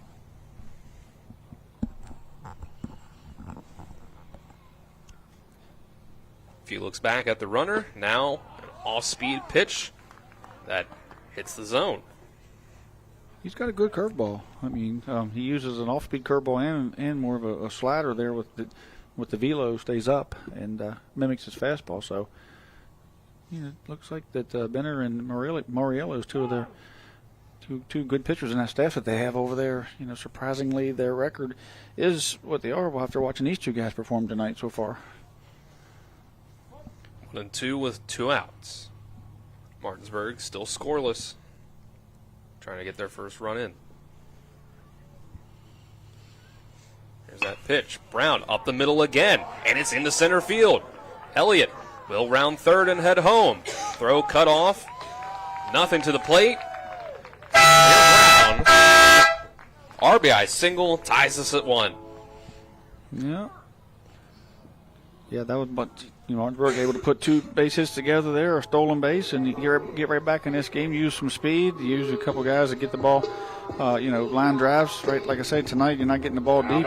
Martinsburg hit the ball deep a couple times and just come up short. So great job there by Jameer, just taking that 2-strike pitch right back up the middle. Look for him to take off at some point in this at bat too, and hope that Code can do the same thing that Jameer did and bring him around. And Mercersburg ready for Brown to go as well. Pick-off attempt before a pitch. He had him leaning a little bit. Jameer did a great job of recovering. Brown will go. The pitch outside and called a strike. And the pitch does get away, and it rolls into center field. Brown's going to try to stretch it over to third, and he does. Yeah, I believe Mercersburg pitches out there because that's the second time that they've thrown on that half of the plate. And it's a left-hander. When you throw out on that side, it makes it a little tougher for the catcher there. But he had a great chance of getting that Jameer there at second if the shortstop comes up with that one hop. He didn't. He got out in the outfield. Jameer head first slide, pushed himself straight up, took off for third. So now he stands at third with 2 outs. It was called a strike, which definitely seemed outside, and this pitch is hit over to third base. Alter gets it, throws it in time to first, so that go-ahead run will be stranded by Martinsburg, but they do tie things up. So we'll go to the 6th inning, tied at 1. After the 60-second break, we'll be back with more West Virginia High School baseball on TV 10. Classical Christian Academy in Martinsburg is looking for joyful, dedicated primary lead teachers for grades K through 4 to join our vibrant team for the 2026-27 academic year. We're searching for educators who believe in more than just lesson plans, teachers who inspire a love of learning, build confidence, and weave biblical truth into every subject. At TCCA, we offer so much more than a classroom. With a 100-acre campus full of outdoor adventures, daily research-based agriculture classes unlike any school in the state, movement-based instruction, equestrian education, and bi-weekly student choice clubs, and a Christ-centered classical education that connects learning to real life. Our students don't just thrive, they flourish, and so do our teachers. If you're passionate about laying a strong foundation for young learners and want to be part of something bigger, we'd love to hear from you. Email your resume to Rachel Hull at RachelHullTCCA@outlook.com. That's Rachel Hull TCCA@outlook.com to apply or learn more. The Classical Christian Academy is located at 7192 Arden Noble Road, Martinsburg, West Virginia 25403. We move to the top of the 6th, brought to you by Parsons Ford at 1400 Shepherdstown Road and online at parsonsford.com. They became number 1 by making you number 1 first. Parsons tied at 1 apiece. Martinsburg evening things up in the bottom of the 5th. RBI single by Jameer Brown. Now batting for Mercersburg. Got that go-ahead run in Brown over to third base, but couldn't take the lead. So Malachi Green back on the mound for the Bulldogs. Strike one to start off the inning to Kellen Benner. A lot of strikes tonight. Pitcher's been filling the zone up. Game's moving right along. Been a great baseball game. This one out of the zone to make it 1-1. This will be Benner in the 9 spot, and then back to the top for Mercersburg, Drew Wishart and Landon Myers.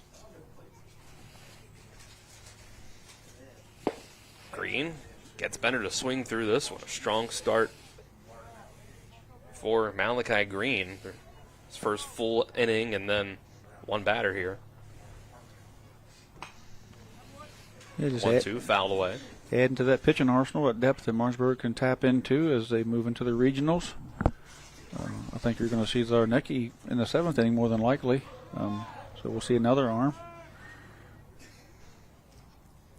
Here's the 1-2, off speed, and it breaks onto the outside corner for strike 3. Backdoor curveball, left-handed pitcher, right-handed batter.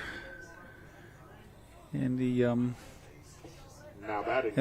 Benner, who was the pitcher, didn't really like the call, walked over and tells Wishart that the strike zone's big. So. And that's his catcher, he's telling that too. Yeah. And Wishart really gets a hold of this one, but hooks it. It's like the furthest hit ball of the night. Yeah, he hit that thing in one hop and went over in the quarry. And, didn't stay in the fence there. So I'm pretty sure Wishart knows the strike zone as he's caught a few tonight. 0-1 hits the zone as well. It's already 3 strikeouts for Malachi Green and 4 batters faced.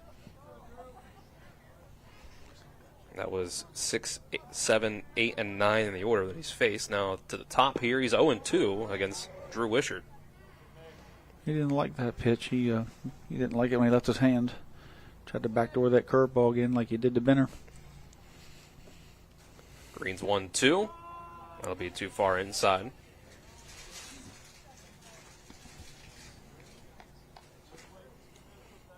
See everybody putting their jacket on. I guess I'll just turn this heat up one more little notch just to knock the chill off.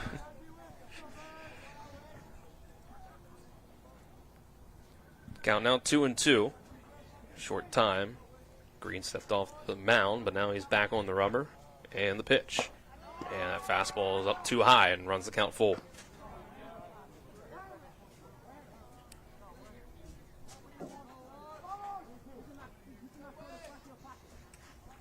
Payoff pitch coming from Green. Fastball in the zone, strike 3. Wishart frustrated by that call as well. And he's telling Landon Myers to come into the plate that the strike zone's wide. Both of them have given the high and wide. Well, that's. I guess you better learn it then, huh? That's 4 strikeouts and 5 batters for Malachi Green. 3 of them have been looking. So Mercersburg not going down swinging on these close calls. First pitch to Myers is inside. Yeah, you got to swing the bat. I mean, umpire here tonight, Stollifer, he's been consistent. Strike zone's been, he's given the pitchers a little bit here and there on the outer half, and but it hasn't changed for either team. It's 9 total strikeouts by Mercersburg so far, and here's a big swing and a miss for strike 2 on this one. Myers is one of those 9. Struck out looking against Jameer Brown in the first.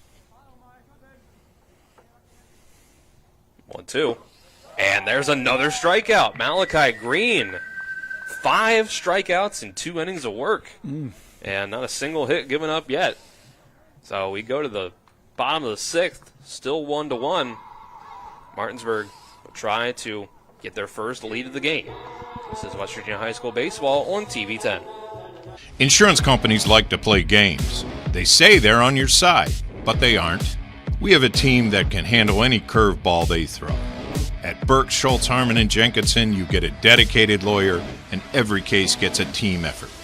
So you get nearly 150 combined years of experience going to bat for you. And we like to win.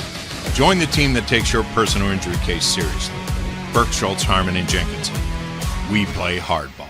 You have choices when it comes to appliance repair, but before you call a large corporate chain, consider what BW Appliance brings to the table. BW Appliance Repair offers fast in-home appliance repair services to the eastern panhandle of West Virginia, including Jefferson County and Berkeley County. We strive for professionalism, dedication, and honesty.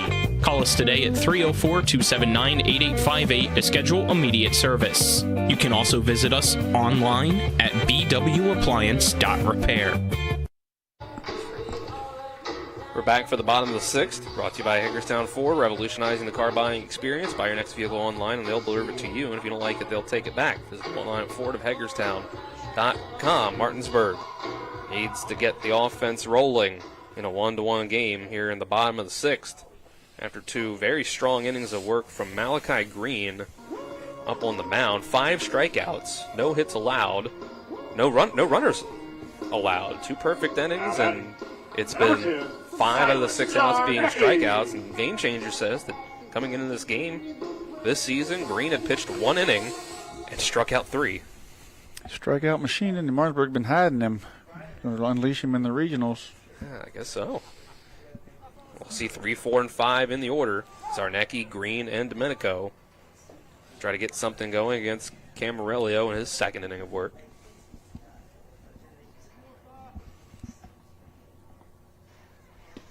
Zarnecki, first pitch was a strike, second one out of the zone.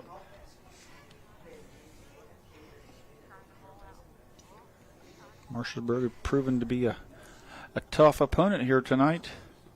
And that's kind of how baseball is at times. You can, you can have a bad day like they, certainly had that first outing up there in Mercersburg against Martinsburg, but that doesn't. It's tough to beat a team, 2 times in a row, and it's really tough to beat a team 3 times in a row. I've always said.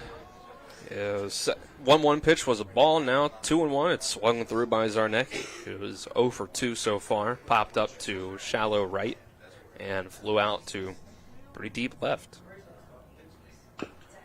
And he's going to foul off this 3-1 to run the count full. I always like series. Is like when you play a team of series, that's great. I like in Legion, like Funkstown likes to play 2 or 3 games like right in a row. They don't want to play a doubleheader, but they want to play like Monday, Tuesday, maybe Thursday. And I enjoy it because you get to see, plenty of pitching. You don't get beat by the same guy, 2 games in a row. And, I like when you play a series like that. Full count pitch is going to be hit out to center field, but it looks like it's right at Tyson Brown, and he does make the catch. Yeah, Martinsburg definitely hit the ball hard tonight and had some, bad luck as far as the wind knocking it down. They've hit the balls as hard as any throughout the year, but ain't had a lot to show for it, and that's been another problem. We come up here and kind of talk down their offense, but some of us just been just right at people and just bad luck. And they haven't hit them where they ain't. Yeah, they haven't hit them where they ain't. They don't strike out a tremendous amount. That was a problem at some point, but they've cleaned that up and had a good approach and just can't seem to find the holes even when they do square it up. Malachi Green takes a strike here after 2 innings up on the mound. He has had a good day of contact at the plate. He singled and then lined out very hard to shortstop, and there's another one hit extremely well, but hooked foul over towards the Mercersburg dugout and bullpen. They go over and check Rob Rupenthal's pulse after that one.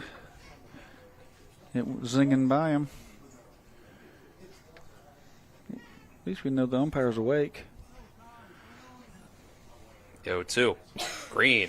Off-speed pitch, swings through it, and sends him down on strikes.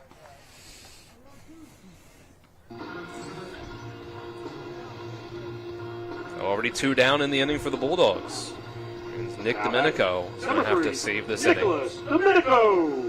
He's another one that has hit the ball very well today. The first one was hit at right fielder Keaton Barclay, and the second one was in the right center field gap for a single. Well, then he was almost able to stretch it to a double. First pitch goes to the backstop.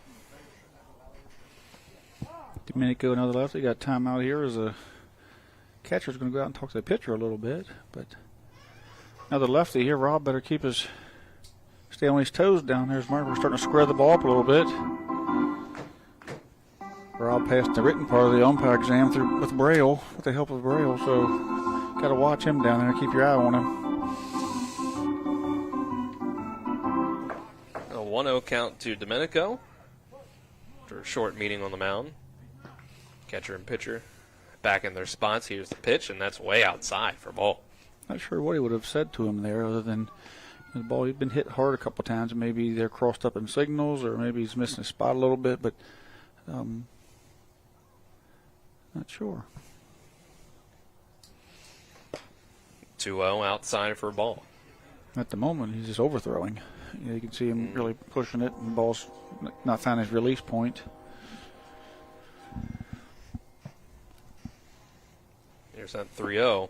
Domenico thought about swinging at it as it came down the middle. He laid off for a strike.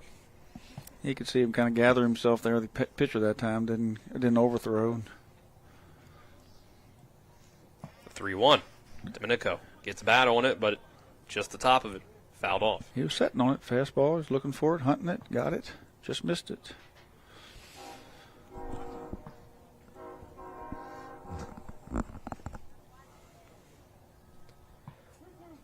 So the count runs full. Aurelio trying to close out the inning. Here's that pitch. It'll be low. And Domenico will draw a 2-out walk.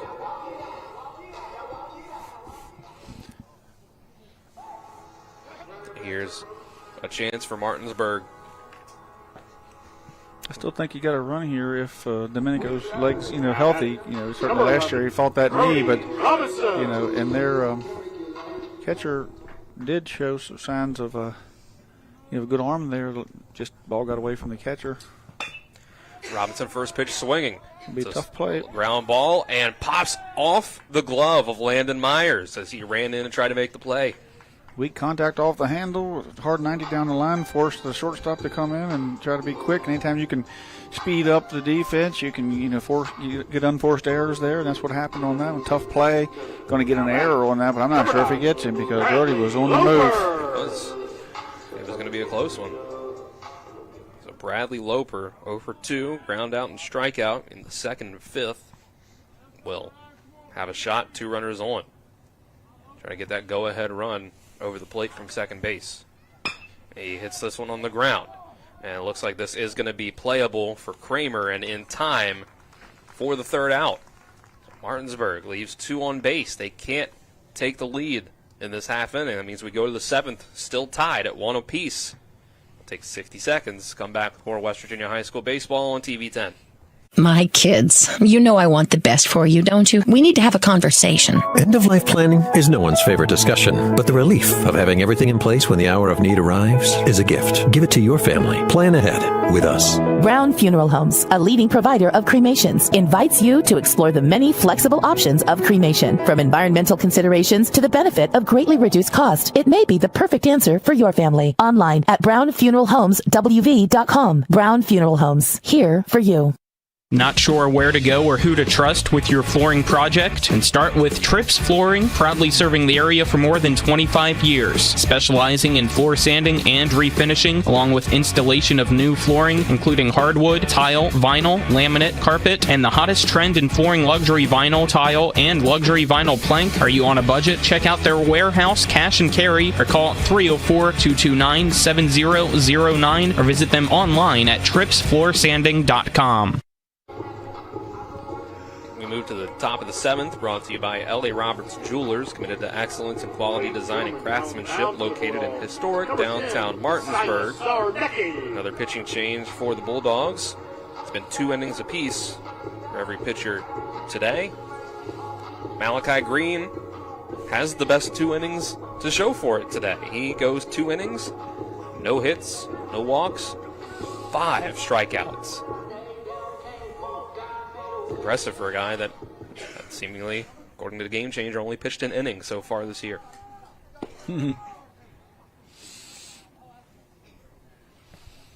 Secret weapon. Been hiding it Now back in the bunker. Number 24, Tyson Brown.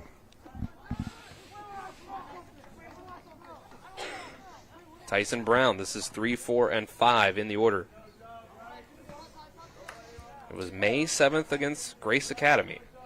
Last Thursday, that Malachi Green pitched that inning, struck out the side. First pitch strike here from Zarnecki.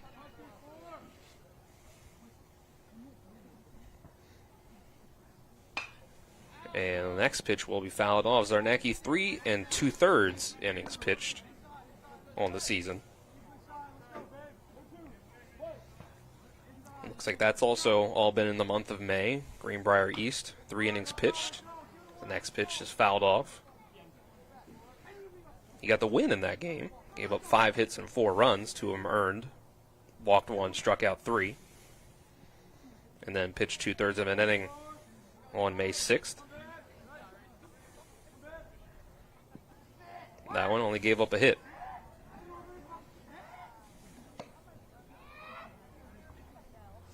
He's got to face the heart of the Mercersburg order here. Been a great game so far. 6 innings of clean baseball. And this runs inside and clips Tyson Brown. He gets to go to first. It looked like Salas was trying to aim that one and just got away from him. He was trying to aim it in there underneath his hands. And the young man there, Tyson Brown, just let it ride in and hit him there. So it's Andrew Kramer now, who has moved from second to first. Comes to the plate, 0-2 so far. Dayon Fisher's over to third now. As Liam Coe went back to second, Jameer Brown's at short. Loper at first. Malachi Green back in the outfield as this is hit over towards him, but too shallow means that Liam Coe can come out from second base to make the play. Yeah, good. That's where Liam liked to have it up in the air. He's used to the outfield, and of course he plays a lot of infield during, but throughout this year he played the outfield, so the ball up in the air at second, he plays it pretty cleanly there. His first pitch swinging there against Sal Zarnecki after the hit by pitch. Here's Keaton Barclay. First pitch swinging, fouled away. Grounded out to second base in the second inning. And then his last at-bat in the fourth was that double play, the attempted sacrifice fly. Runner going. And this is fouled away. Picked a good pitch to go on. Off-speed pitch, got a good jump. He would have been there probably. But the batter liked what he saw and fouled it off.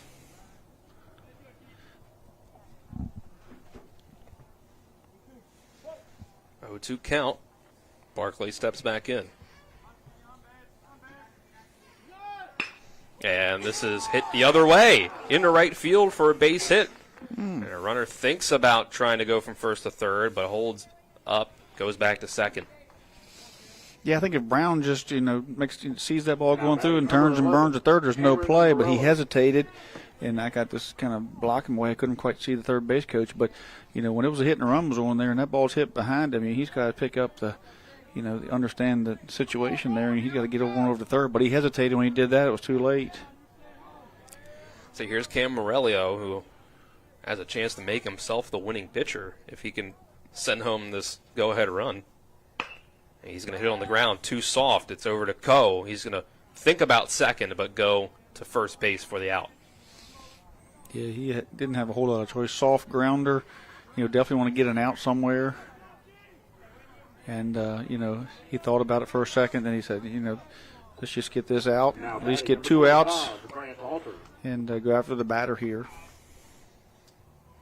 Comes Grant Alter. Drew a walk in the third, flew out to center in the fifth.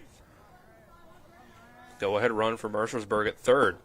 Big swing and a miss on the first pitch of the at-bat.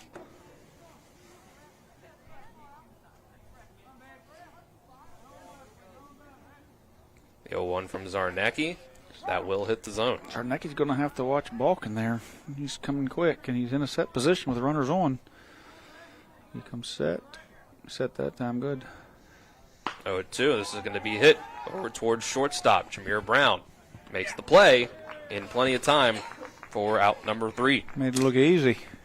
Yeah, the ball's coming across, kind of trying to cross him up a little bit. Jameer stayed with it and picked it up between his legs and the runner's legs there and made a great play.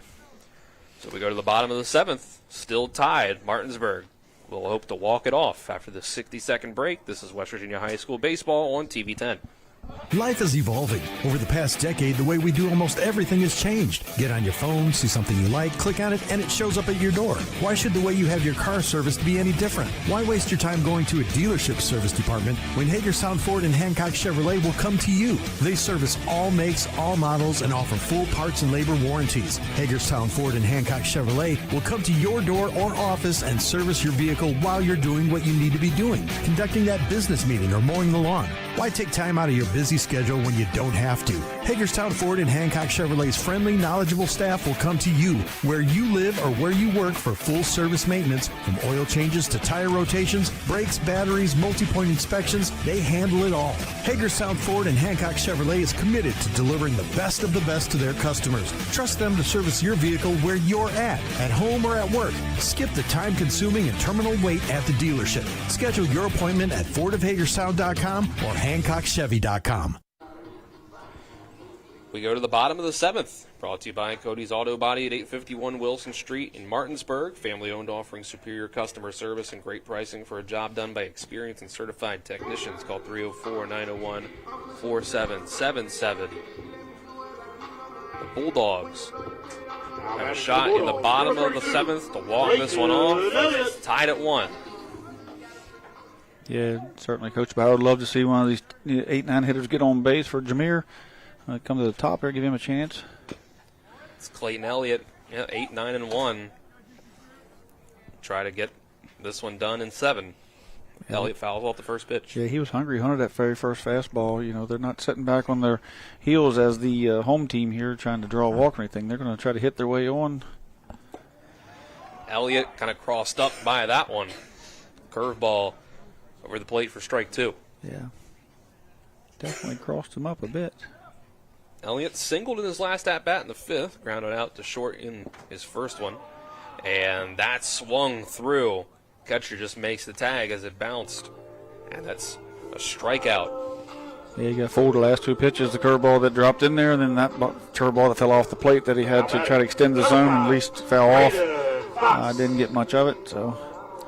Third strikeout for Morello. Good pitch there by Morello, 0-2, you know. If he doesn't swing at it, you know, didn't show him much. Braden Fox will come up and take a ball to start the at-bat, but Fox is 0 for 2 with 2 strikeouts. Third baseman's moving up, trying to take away that drag bunt. He's shown it both times at the plate that he would possibly bunt. Something tells me we won't see that this time. The 1-0. This is going to be hit foul over the Mercersburg dugout. Jameer Brown will follow. Top of the order. He's got himself 2 singles in a row. He hopes for a base runner here to work with as Fox fouls off the 1-1.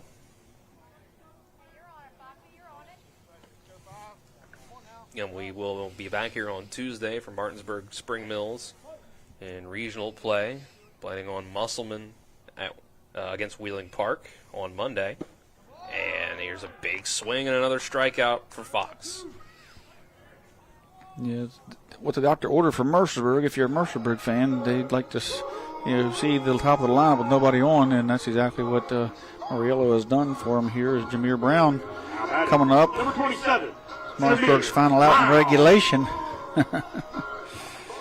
Brown has gotten himself a single in 2 straight at-bats. Drove in an RBI in that last one and flew out in the first inning. First pitch, he'll watch it bounce off the turf for a ball.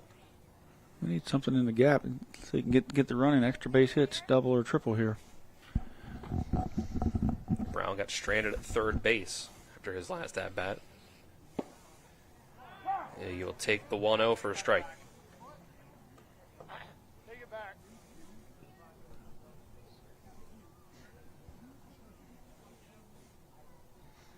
Morello, third inning of work. Here's the 1-1. That'll be a fastball low for a ball. He's given up 2 hits, 1 run, struck out 4, walked 1. Here's his 2-1 to Brown. This will be on the ground. Trouble. Over towards short. This is a tough play to make, and Brown is safe. He beats out the infield single. Landon Myers. Yeah. Tough play. Yeah, it was a great play by the shortstop there. I mean, I didn't think he had a shot at all when the ball came off the bat, but he certainly recovered quickly, made a strong throw, made it a tough play, made it a tight play there, and Jameer Brown just beats it out. You have to steal here, of course, and I think Mercersburg knows it, and they've pitched out, and it hasn't been to their advantage. Brown won't go on the first pitch, but it'll be over the outside corner for a strike. We've seen late game heroics from Coe already this season. He would need some more to end this in the 7th. Checking on Jameer over there as he dug in. He gets a good first step. Like, he gets a good lead, but he gets a good first step jump. Like, his first step, he gains ground. Brown will go, and the pitch out is there. Here's it is. It's over the head of the shortstop and rolls into center. So Brown again will make the play for third. He will slide in safe, and it tips off of the third baseman, Alter. It hit the bucket. Yeah, if it hit the bucket, he's out of play, and that's the game winner right there. Oh, man. It's going to hit the bucket. That means it's out of play. From my angle, I thought maybe it just hit the fence in front of the dugout. But you're right, Tripp. If that hit the bucket and not the fence, then I think we're done. They're calling it the fence. Okay. It definitely looked like it got close to that bucket there. Wow. I guess it caught the fence. Martinsburg tried to sell it as the bucket. He kind of sold it to me as I looked down there. I have not a great angle of it, but it got away. It was almost a really unlucky break for Mercersburg. But now, Coe just needs to get this into the outfield for a single to end it. And the pitch is outside. It would have been a win for Martinsburg, but it would have been not a way you want to see the game end. A game like this game end. Wouldn't have been satisfying. Yeah, it wouldn't have been a satisfying walk-off.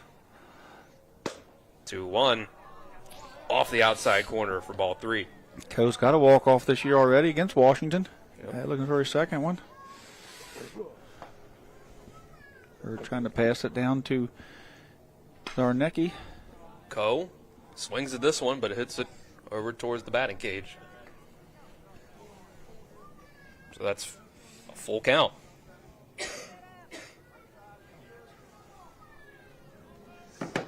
Three and two with 2 outs. Liam Coe, the freshman. With the pitch, this is hit on the ground towards the left side of the infield. Myers with the throw, and Coe beats it out. An infield single to walk it off. Great play there. Great hustle by Coe. It's a tough play for that shortstop, but, Coe comes out of that left side of that box. He gives it all he's got getting down that line, and it wasn't even close. And that shortstop's been lights out all night long. So credit to Coe for getting the ball in play and then the big hustle, and for Jameer Brown for his hustle. Yeah, a great throw by Myers. It was just barely hit weakly enough, the contact, slow roller enough to let Coe and his speed end this one in regulation. So Martinsburg sneaks out a win over Mercersburg, 2-1 in 7 innings. With that, we can take a 2-minute break, roll into postgame. West Virginia High School baseball on TV 10. My kids, you know I want the best for you, don't you? We need to have a conversation. End-of-life planning is no one's favorite discussion, but the relief of having everything in place when the hour of need arrives is a gift. Give it to your family. Plan ahead with us. Brown Funeral Homes, a leading provider of cremations, invites you to explore the many flexible options of cremation. From environmental considerations to the benefit of greatly reduced cost, it may be the perfect answer for your family. Online at brownfuneralhomeswv.com. Brown Funeral Homes, here for you. Life is evolving. Over the past decade, the way we do almost everything has changed. Get on your phone, see something you like, click on it, and it shows up at your door. Why should the way you have your car serviced be any different? Why waste your time going to a dealership service department when Hagerstown Ford and Hancock Chevrolet will come to you? They service all makes, all models, and offer full parts and labor warranties. Hagerstown Ford and Hancock Chevrolet will come to your door or office and service your vehicle while you're doing what you need to be doing, conducting that business meeting or mowing the lawn. Why take time out of your busy schedule when you don't have to? Hagerstown Ford and Hancock Chevrolet's friendly, knowledgeable staff will come to you where you live or where you work for full service maintenance, from oil changes to tire rotations, brakes, batteries, multi-point inspections. They handle it all. Hagerstown Ford and Hancock Chevrolet is committed to delivering the best of the best to their customers. Trust them to service your vehicle where you're at home or at work. Skip the time-consuming and terminal wait at the dealership. Schedule your appointment at fordofhagerstown.com or hancockchevy.com. Remember all the sports we played when we were kids? Oh yeah, swimming, tennis, basketball, Football, soccer, track.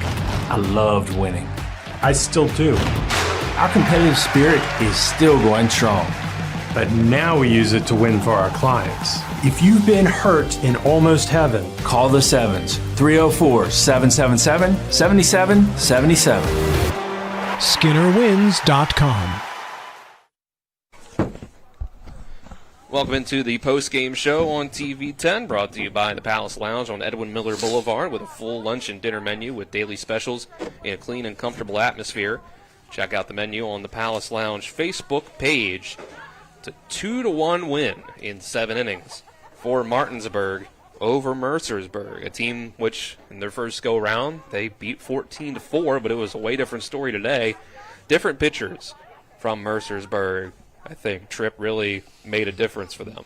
Yeah, I mean, their pitching was great pitching today. I mean, hats off to them. Kept Martinsburg off balance, was able to throw secondary pitches for strikes. Pitched backwards, was able to catch the corners. The strike zone was a good pitch, was a pitcher strike zone tonight, definitely. And, those guys executed the pitches, hooked up with the umpire, and both teams, did a great job. Low scoring game. Martinsburg just was able to, was able to win it on the base paths with a little bit of speed there and took advantage of that, and that got him the winning run across. But, I think Martinsburg, again, I think you're going to hear Coach Ballard say that he thinks this team had good at-bats tonight, and we've seen it from up here. Wind blowing in, knocked the ball down a few times, line drives that were caught. So hard luck outs. I thought Martinsburg was the better team throughout the night, defensively and at the plate, but I think Mercersburg played up here and played a will of a ball game and hung in there against a great Martinsburg team that's got 21, 22 wins on the season this year, when it was kind of a question mark as to what half the team was going to bring to the table this year with the youth that were coming in and some guys that not a lot of only a few returning varsity starters. So great day. Martinsburg able to do everything they wanted to do. Probably would have wanted to put more runs up, but again, I think it was a little more bad luck other than bad at bats. But the pitching continues to be phenomenal for Martinsburg, and get some run support in the regionals, they could make a run. And unfortunately for them, the phrase hard luck is something it feels like we've said a lot during Martinsburg games so far this year. But let's see. Let's get into our game scoring summary, brought to you by the Mansion Injury Law Group in Martinsburg, where it's about seeking justice for you. Go to mansioninjurylaw.com. Mercersburg got the first run up on the board in the top of the fourth. Martinsburg was able to even things up in the bottom of the fifth on an RBI single by Jameer Brown. And then it was in that seventh inning. Jameer Brown gets on base with 2 outs, and on a stolen base attempt, the ball is thrown in the center field. He gets third base, nearly get the advancement on home on the throw. Hit the fence, not the bucket, but then Liam Coe beats out an infield single in that at-bat to drive across Jameer Brown as the winning run. And get you some game stats, brought to you by CMA's Martinsburg and Winchester dealerships. Proud to be the owners who just care more. The pitching for Martinsburg today: 2 innings each from Brown, Coe, and Green, and 1 from Zarnecki. Brown was a clean slate. Struck out 3, no hits, no walks, no runs. Liam Coe pitched 2 innings, gave up 1 run on 1 hit and 2 walks, and struck out 2. Malachi Green, 2 clean innings, 5 strikeouts. Really impressive day from him. And then Silas Zarnecki gave up a hit, but that was it in his 1 inning of work. On the other side for Mercersburg, it was 4 innings pitched by Callan Benner.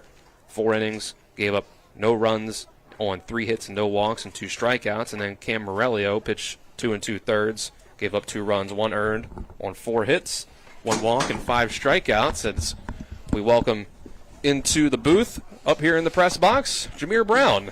You drove in 1 run, and then you were the winning run and then started the day on the mound. How did you feel about, first of all, just being that run to come across? How about Liam Coe getting that run in? Oh, it feels amazing. You know, getting to witness him be able to do that, produce for this varsity lineup, it's great to witness, yeah.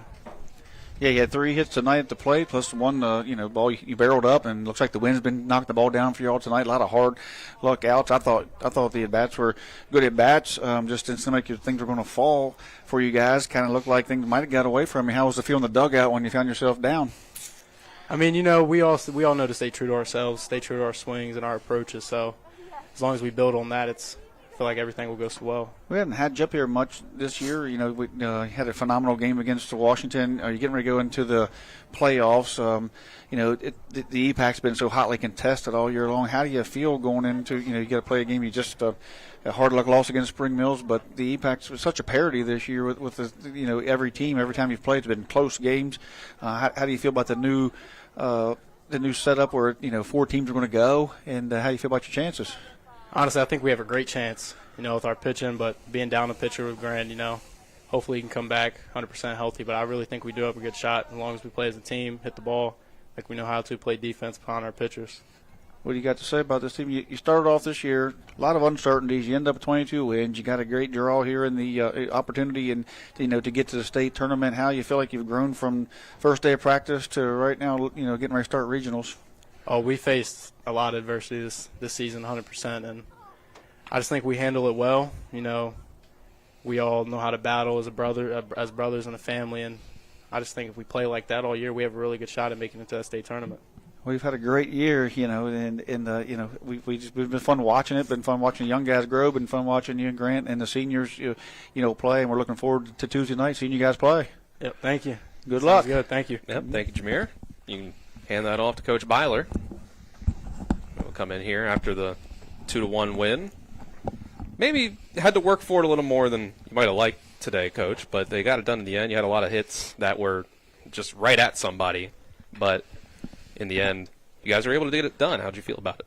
Well, I thought it was productive as far as it was better than practice. We got to play another team and got to get some guys on the mound. I thought Malachi Green, he's pitched 4 innings all year. I thought he was really good, and I think he proved that he could be serviceable down the road if we need him here, depending on how the playoffs shaked up. And, just good to, get on the field again here once before we play Spring Mills on Tuesday. And it's good to see Grant out there looking like he's taking some ground balls. And I don't know what that'll lead to, but hopefully good things.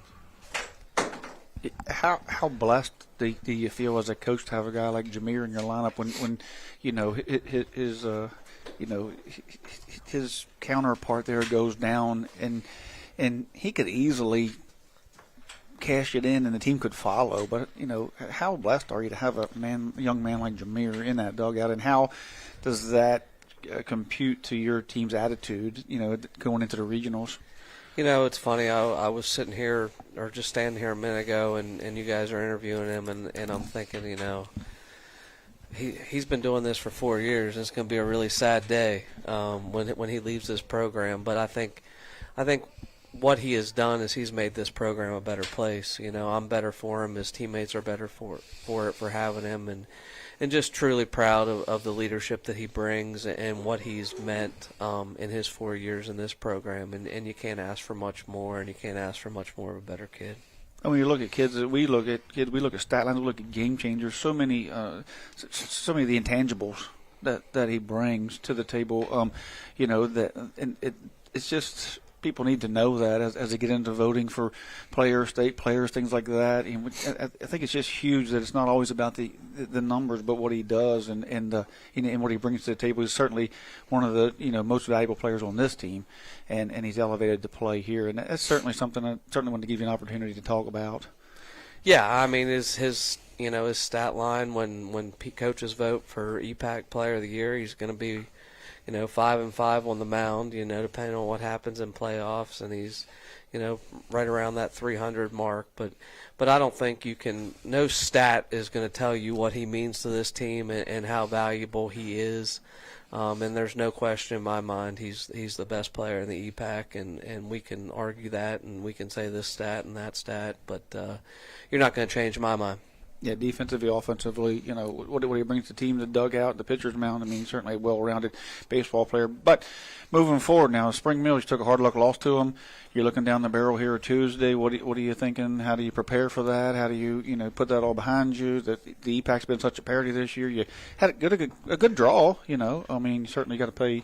You have to face somebody in the EPAC, and not that Spring Mills isn't a worthy opponent, but at least you don't have to face them all at this point. Yeah, I'm not mad about our draw at all. I think it sets up well. I think it'll set up even better if we can get Grant healthy and where we're at with that. But no, I feel like the draw is good. Yeah, I mean, Spring Mills has beat us twice, and they're probably a little upset that they have to come here after beating us twice. But, I mean, the voting kind of shook out exactly how I voted it. I thought it shook out, how it should be. And I'm sure there's some argument across the region as to whether they disagree or agree with that. And, I'll say it, and, it might provide some bulletin board material or whatever, but I think as a baseball person, anybody knows it's true. I think I love where we're at on our side of the bracket.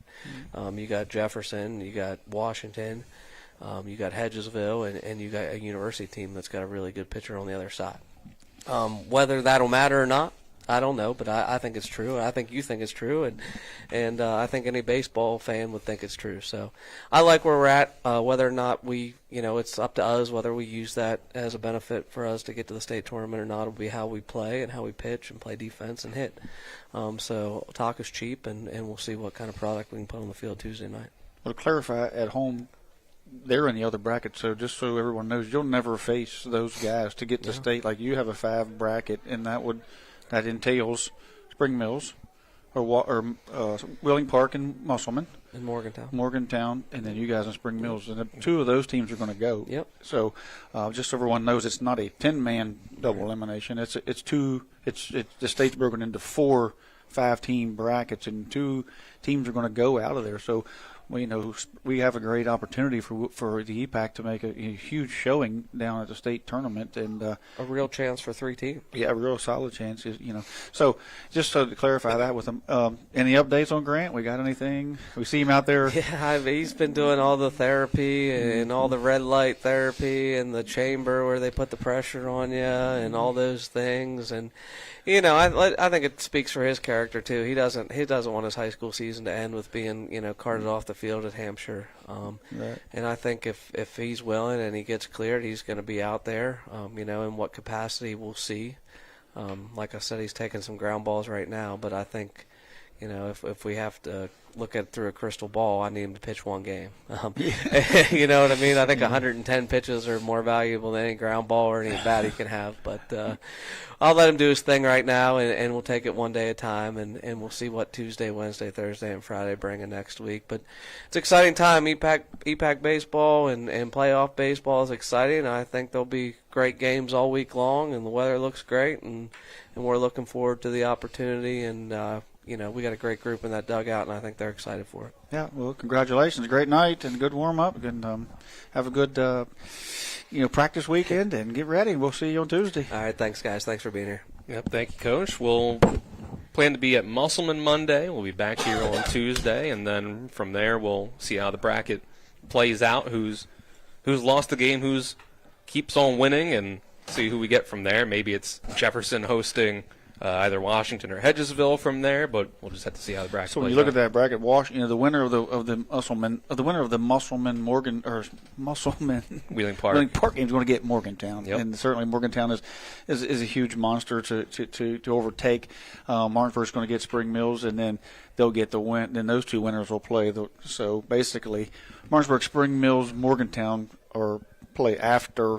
That kind of play-in game. So so you kind of get Martinsburg, Spring Mills. The winner's going to get Morgantown or whoever wins that game. So that's kind of how it plays out. Morgantown can do it in 2 games. Martinsburg can do it in 2 games. Spring Mills can do it in 2 games. Yep. It's going to take Musselman 3. It's going to take Wheeling Park 3 to get out of there. And if you take a loss, it's still going to take 3. You still got a chance. You don't. It's not like the old one and done. So, going to be a great time. Going to be fun to watch. And it's exciting to see Grant taking ground balls. And anybody at home sees it. They're probably, if you're going to face Martinsburg, you're probably not happy to see this. But we, from a competitive standpoint, not from a health standpoint, nobody wishes that. But prayers to Grant. Everybody out there, say some prayers. Looks like he's getting better every day. Yeah, and thanks to Jameer Brown for being up here with us with Coach Byler, our player of the game, brought to you by Parsons Ford at 1400 Shepherdstown Road and online at parsonsford.com. They became number 1 by making you number 1 first, Parsons. And for that, we will wrap things up here from P.O. Faulkner Park. Thanks to Kyler High and Brady Masters producing back at the studio, Colton Musgrove producing on site, Ethan Elliott being our cameraman this evening, Trip Tobin next to me.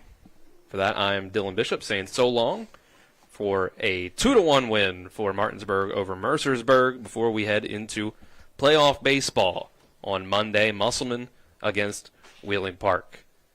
This has been West Virginia High School Baseball on TV 10. Hope you have a great rest of your Thursday night.